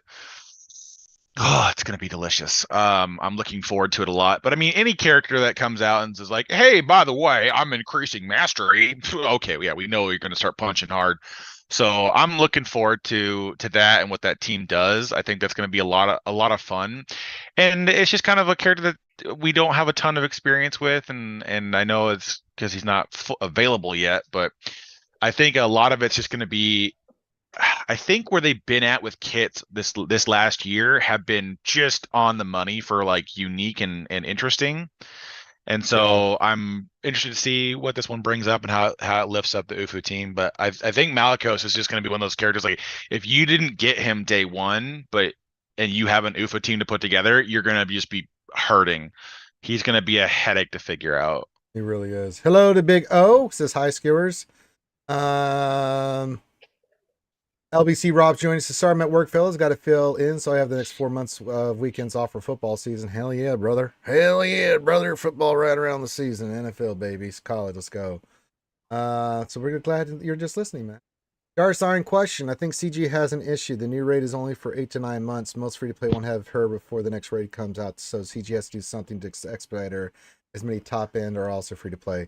But a lot of your veteran players like myself and stuff that have been working on her, she's not coming out till, even if it comes up in October. The way this new raid is structured, you're going to have a lot of those teams already in there that you're going to be able to get rewards right off the bat. Maybe not the top score with Leia, but if you're top end, like you're a top end player, you have all 7 GLs, Yeah, Like if you have let's make that or our close line in the to it. sand for top end player. You're gonna be able to score reasonably well at the rip. Most guilds should, if everything is a 1-to-1 comparison, which I know there was no way of knowing that. Most guilds, when this new raid starts, should be hitting the 130 crate. If you're in a guild that has everyone has 6 to 7 GLs, it shouldn't be a problem for you because you have most of those characters somewhere up there. Now, the only thing that's going to suck is probably the first one is figuring out the modding stuff, right? People are going to, but there's plenty of Discord servers. There's plenty of talented content creators. I'm sure Calvin's going to have a dozen videos within the first week of it going live, right? Of just nonstop. This is the team. This is the mod strategy. This is how you get 5 bazillion points in this raid. Just that kind of thing. It's going to dump. That is how I sound. Yes, verbatim. The sweater really accentuates that point. But I would say, sorry, but I have a serious question to ask. Sorry, the panel. We're a 3v3 raid or a 3-person raid. Mm-hmm. Well, So whereas the first raid was 5 characters at R9, we only now need 3. With the new Gideon coming, I would say to people, if you're raid focused, I would put your relics into the new Gideon. he's And not get- going to be in the new raid. that could be in the new raid. Well, and he's also not even going to be in game until January. Yeah. Okay, fine. Okay, but I would say look at the Imperial Trooper teams that are going to be in there and the Rebel teams, because you're not a million miles off them yet. And if I can get 1.8 from 3 characters twice, then I'm already outdoing this raid. I'm not okay. So unless, What's your question? What's your question? My question is: has this raid and how expendable Jabba kind of is to get the 5.4 or whatever you need to get for your crates kind of diminished Leia's requirement in a 3v3 raid? No way to know. So the biggest thing right now is that without Hut Cartel, you could still have been able to post anywhere between 3 to 5 million damage in the raid without having the newest GL in the game. I mean, not even without having like even all the new marquees. You could still have done it with just an investment somewhere else, and that's what we're seeing similar to this one. There is a possibility that you can still do very well in the raid without having it. That's, I feel, a strong reason why Scout Trooper wound up with the Omicron versus anything for GLA's team. They're going to push players into having a low-hanging option of, hey, if you take Scout Trooper to R7, because you have to anyways, and you can take these other 2 trooper characters with it or whatever they end up doing for the raid, you're going to get, your 2.7. And for a lot of players, that's going to be the step up they need to stay competitive in their guild and push forward until they can unlock Leia. And so I feel like everyone's worried about Leia being the big hurdle there, and I really don't think that she's going to be. I think a lot of people, it's one team. If you are invested into Jedi Knight Luke or Jedi Master Luke, and you're invested into C and the Executor, you have the ability to form like 2 or 3 teams out the rip with what that is available there, going into this. So I feel like we get too caught up on what's Leia gonna do. Well, Point. That was the point I was trying to make, and I think that's what I'm trying to kind of tell people is that Rhea, people are obsessed about Leia for the raid. But honestly, I think we can do good work in the raid without her, and therefore I would look elsewhere. And I see Leia's going to be essential, maybe more for the modding mats and the Endor escalation and the other stuff. But I mean, that's just kind of the point I was bringing up. I mean. Yeah, Leia just will be the final touches, but I mean, it's just like I get about 5.86 million. I'm not really trying in the current Hut Cartel. I don't even have Relic 9. I just have Relic 8 on the Hut Cartel. And then I've got my Maul team. That takes care of it right there. So the other teams, and I haven't even invested in them. I did not invest in Jawas. I did not invest in Tuskens. I did, and whatever I had left over is what I used. And I did a little bit worth Old Republic, but I wanted around that 900,000 score because of those 3 teams. I'm at 5.3, 5.4. I'm like, the rest is just cake at that point, because that's what I need to hit for the guild. But I think that same thing, we'll have the lay team. It'll be like Jabba. It'll get you great damage once you get it up and running. But these other teams will do really good work for you too. Let's say you do the 900,000 times 3. That's 2.7 million. You other dinky teams and you're over 3 million. That's pretty much what you need to get that first crate. So, and most guilds are going to be competing in that. I mean, what do you? Yeah, I wouldn't die on the hill that just because you can't use Leia for the majority of the raid's existence, if you're free to play, that you're just going to be screwed. And this is going to differ from raid to raid, so we'll see. But this one, like if you look at the list of characters, there's a lot of really good teams in there that aren't raid teams. Like we had this a little bit with Crate, where like the Hutt Cartel split, the last two for Old Republic, and Jawa's like we had a lot of bad characters that you needed to be able to get the max crate. That's like barely true for the new upcoming raid. And we need to see the ideal teams, of course. Maybe there is like a really good Tebow team that does well in the raid, but like I would encourage you, you're probably gonna be okay if you have like an R5 or an R7 Iden team, an R5 and R7 Veers team, an R5 R7 Jedi Knight Luke team, R5 R7 like Han Chewie team. Like there's a lot of really good characters that you have built up or will build up for other reasons that aren't just going to leave you hanging out there to dry. But I get the sentiment of the question, because I don't know, what if the raid after this, all the characters kind of suck? Like it's the Xylo Beast, and they're like, all right, you need to do Kit Fisto, and you're like, but I don't want to do Kit Fisto.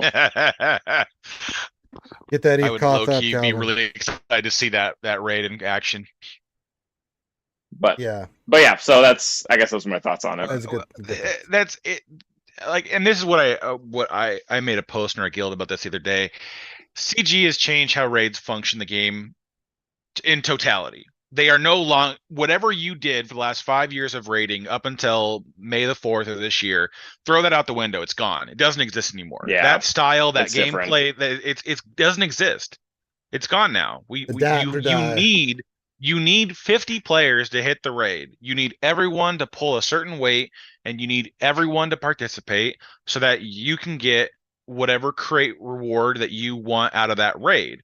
And what's going to happen if you can do it and the other guild members can't? You move on to a guild that can do what you want to do. If you don't want to pull that hard and you want to go somewhere where you're okay with getting that, 90 million or 130 box, you don't want to push for the 265 because it's too much for your roster. Well, then you go to a guild that's doing that.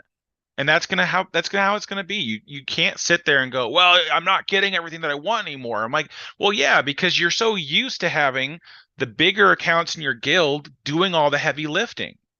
People just get really used to the fact that they had 10 people that would do 90% of the damage in C-Pit. They'd show up so that they weren't 40th in the raid, do their 1,000,000 points of damage, and then they'd get the rewards, right? And so that whole setup's gone. You got to have everyone participating. They got to do their certain damage thresholds, and you're just going to shift on from account to account on whether you're okay with that or not. We had players that are like, well, why are we still pushing for the 265? Well, we almost double our Mark III rewards, which is basically 4 arrow magnifiers or impulse detectors every raid. That's nothing to say no to, and we don't know what we're going to need going into the layer raid. Why would we just sit around and twiddle thumbs for 4 months? But some players, well, I can't do more than this because I can't afford the R8s. Well, you know what? Then maybe you need to be in a guild where you're happy with the 130 box. Poor people need to get better. Get better, poor people. Not get better. Not poor. It's just be in a guild where you are playing the same way everyone else is playing. Like that's the whole point of guild. Nobody, if you're at the very top, the very bottom, like you shouldn't be the guy pulling the weight for the entire guild, and at the same time, you shouldn't be dragging it down. Like you should be playing with people that are like-minded. That's going to create the least amount of frustration. That's not even a raid thing. That's everything. Like I like being in a guild where I can deploy, but part of being in a guild where I can deploy is I have to recognize that all 50 people have that same opportunity. We're not going to get the extra 2 or 3 stars, but that's a decision I made, and I like my decision.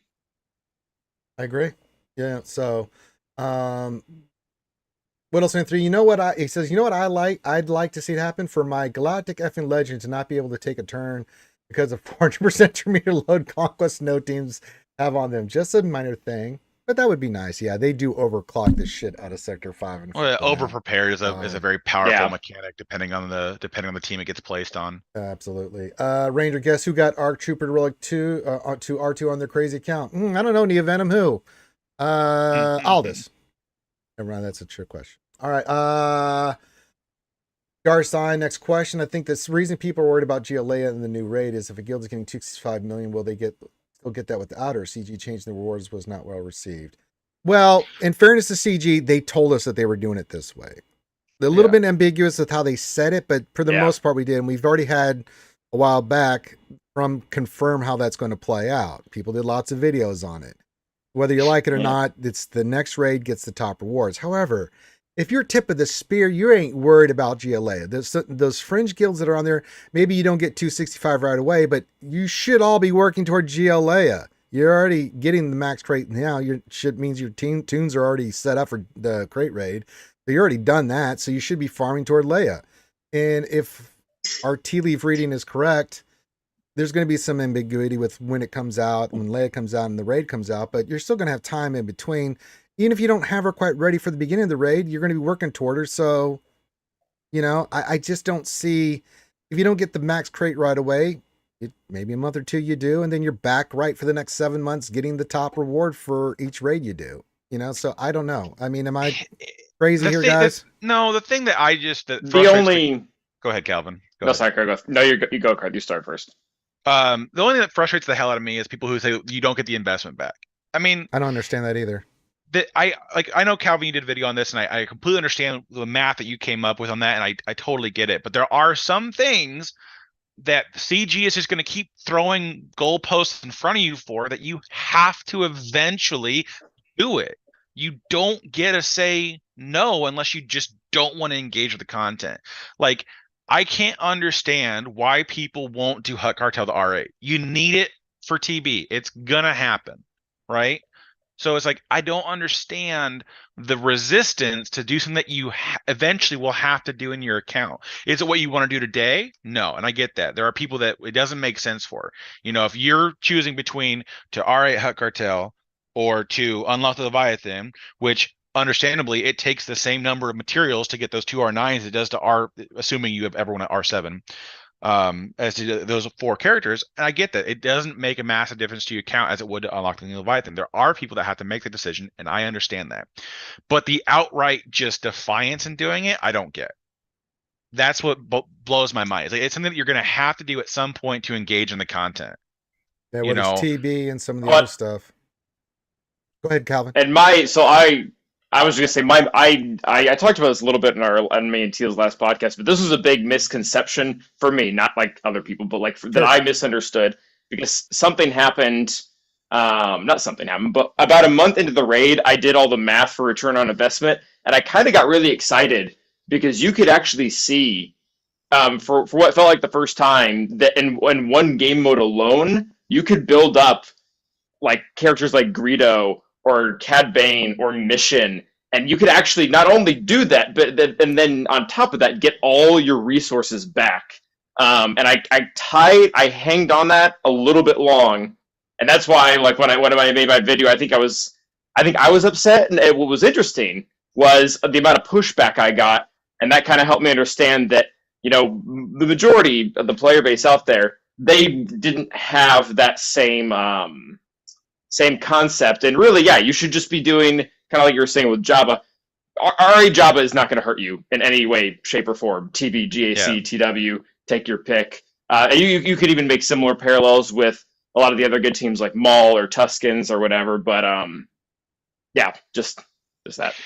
Well, the big thing is like what we did with our guild is we said, hey, if you take Jabba to R8, Maul Mando's to R7, because half of those characters are useful at R7. Very useful. I would say Bo-Katan's probably the outlier on that front, and with the trend heading right now to season 3 of Mandalorian content, she might get revived in usefulness, and that's another can of worms. You're hedging a bet there, but between those two teams, you're at 4.5 million 4.5. or 4.5. So you just need, between your other 3 attempts, to round out like 900,000 damage. So that's gear 12 on the remaining 3 teams. So we're talking for a guild to get to the 265 crate, it's not a crazy investment on what you need to do. And so it doesn't make a ton of sense to me for people to be so hesitant on it. Like it, and the thing of there that just racks my brain is people who outright refuse to remod for it. And I'm like, well, if I can't do it without remodding, then I don't want to do it. And I'm like, okay, then get the heck out of the guild. You know, if you're not going to be a team player, go to a guild that doesn't give a shit. Like I was not invited the first time, but thanks for throwing me. You don't even do TW. You're out. Well, I get thrown out again for not remodding for the raid thing. No.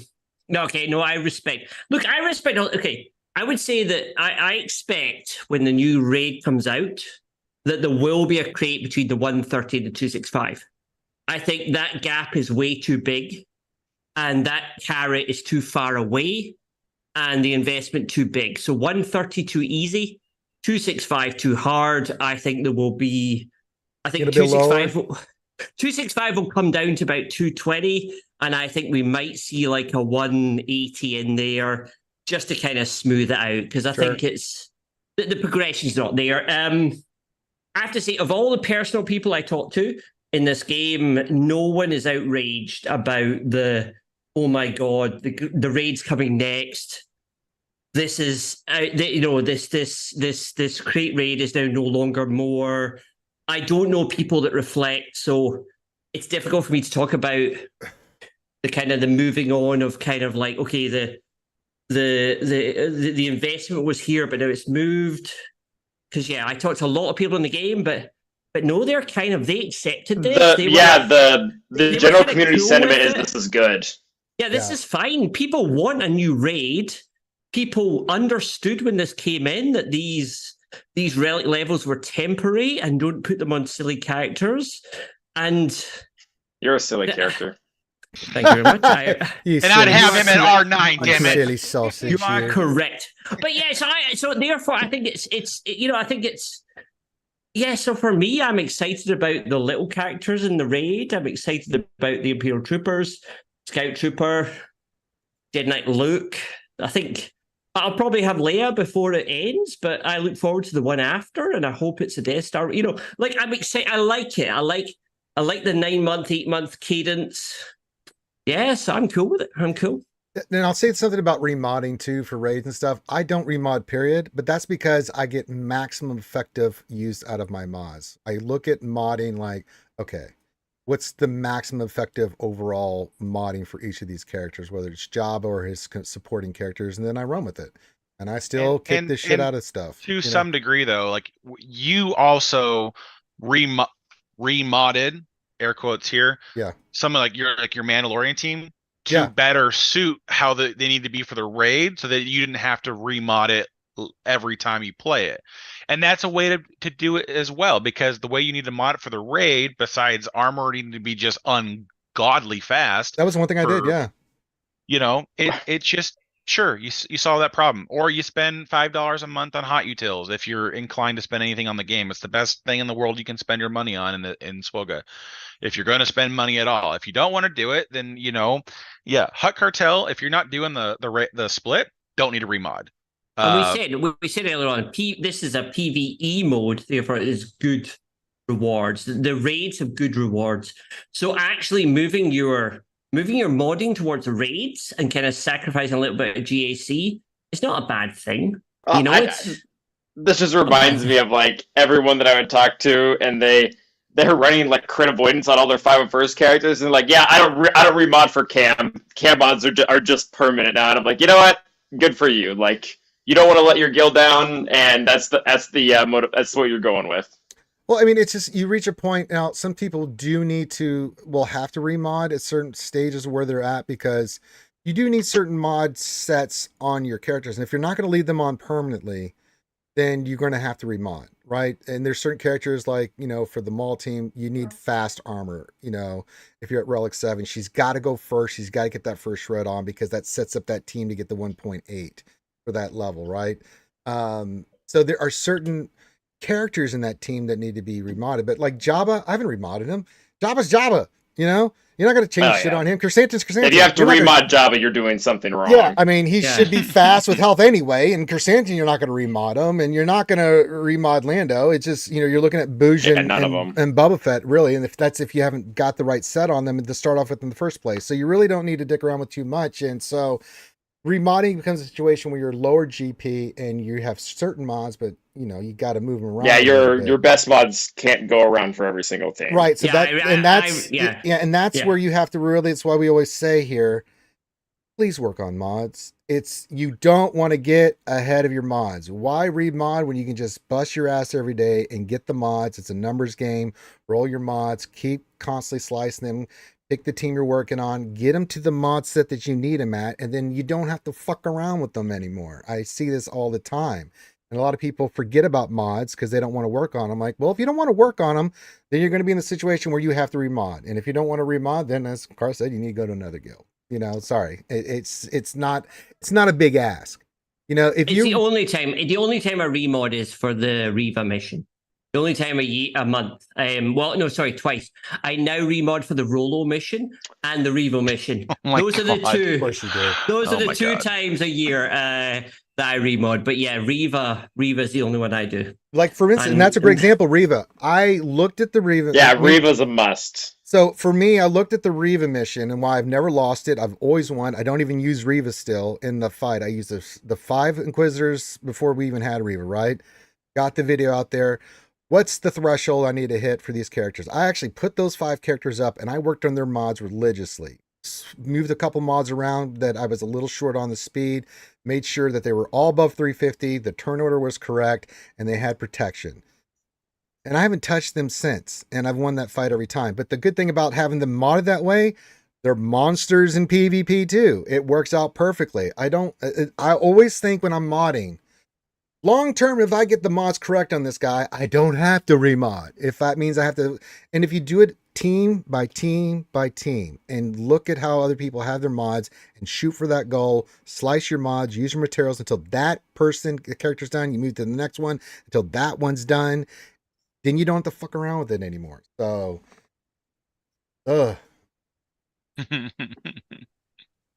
yeah, sometimes remodding, you have to do it. But if you can get it to where you don't have to do it, your life just gets better. Peter Brock Ray will require remods, though. Didn't they say you might benefit from random modding, like potency on Jedi? Like, that might be the case, but that's me going... Yeah, the next one might be different. Yeah, but I might, instead of the set I have, which is offense and crit chance on Luke, I'll be like, all right, I'll put a potency set on. You know, if I don't have the right mods I want, then I'll look at for potency and I'll slice that up until I get what I need. Done. But that's going to be once a week again, as we covered earlier on. Props to CG for halving the frequency, so we can do that. We can do that once a week, basically. So it doesn't need to be every 3 days we remod and then we unremod. So I'm happy to that. I like that, and I would like that. I'd like if we did that. Ray Rock Doctor Sepper refuses to remod for even the 3rd sister mission. He feels anyone who remods is a tryhard. I disagree with that. You're a tryhard until you go into your guild and you look at 47 attempts and 22 successes. Yeah. that should not be happening. I'm gonna have you do this fun thing called 1-800-pound-sand. Good old Doctor. I don't care. Like, if you want something, you gotta conform. You gotta conform. I don't give a care about anybody who says, well, if you gotta do this and you're trying too hard. Then you got to step back and say, what do I care about in this game? Do I care about having Riva and helping my guild get Riva? Or do I care about just, if I get her in 2 years, I don't give a care. Like, if that's where you stand, join people who are in the same boat as you. Don't sit in a guild of 49 other people and be like, okay, well, can you guys unlock Riva for me? Because Lord knows I'm never going to remod for this mission, and I don't care if I get the shard or not, but I would still like to have Riva in 6 months, so let's get after it. Okay? Come on. Yeah. Come on, guys. I need you. Join us. Like, we got no Riva shards. You got no way to say anything. You don't do TW. Okay. No one. No. TB. None of us remodded for Riva because we did Hoth. All right, all this. You're on timeout. Big brain moment. Big brain moment. God. Go ahead, Calvin. Careful, the smoke's starting to pour out of those headphones. I love it when Alex is there. It's more I fun. know, he says so funny. All right. So yeah. With that being said, no D&D tonight. Pretty sure on that. And tomorrow, me and Carl are gonna have a busy day. We're gonna try to get the lore video done. And I think we're both going to be on Calvin Scribbles podcast thing. So that'll be fun. Maybe, I think. Scribe hasn't Yeah. asked me What? yet, but I think, maybe. Yeah, we'll see. I don't know. I'm just putting stuff out there where we're going to be because I'm going to let these guys pimp their stuff. So, did I say Calvin or Scribbles? I said Scribbles. Yeah. You said both. Oh, did I? Oh, I'm sorry. Calvin's I was like, what do you mean, Scribble doing? Yeah. Oh, sorry. I promised something? Yeah. I promised something? I was like, Did why I is forget? Calvin was acting? I have a new show. Yeah. It's The it's Scribbles, the, Track Talks the Mad podcast Scribbles at Ranger Carthaginigus show. Pacific time? Yeah. With thoughts from Aldous. All right. Kelly has one more question. Question for Ranger. Did you tell the Illuminati to send me half a dozen customers in a row, man? Was that you? Or was it Aldi? That'd be one of you guys. No way these customers arrived at random. The Illuminati doesn't give a shit about me or Aldi. That's what they are. That's why they're the Illuminati. What the hell? What do you mean? All right. It's time to wrap up. Listen, Mate had sent me a picture of the button that they press to turn on the Illuminati for you. No, Ranger, so. it's for me. And one thing, Darcy said, question. Thanks to the panel for all your input on my questions today. It's always great to get a different opinion and experience. You're all the best. Thank you. And Neo Venom, I see what you're saying there too. So, all right, with that, we're gonna let these guys pimp their stuff. Let's go to Calvin. Awesome, Calvin. Awesome. Where can folks check you out, my man? Yeah, the main place you can find me is Calvin Awesome on YouTube. If you're wondering how to be most efficient with both the Rex and Nisa shards or the double drops right now, go ahead and check out my channel. I've got 2 videos, or really one on each of those concepts, as well as a lot of other things going around right now. Twitch, I stream my GACs every Friday, Wednesday, and Sunday at 6 p.m. Eastern Standard Time. Did our match last night. That was pretty cool. And then as well, if you want to check out my monthly podcast, The Mad Awesome Show on Spotify or iTunes. Please check that out as well. And then the best sandfly on the beach, all the sandfly be doing his. You can support me tomorrow, 11 a.m. if you watch the England versus Spain World Cup final in the ladies football. Every minute you watch that soccer game, you love Aldi a little bit more. Please watch that game. Please support and love Aldi, and please support your Lionesses or your Spanish people. I don't care. Just watch the game, enjoy, and I'll see you next week. I think I'll watch NFL football here in the U.S. and baseball. Thank you. All right, with that, and do me a favor, guys.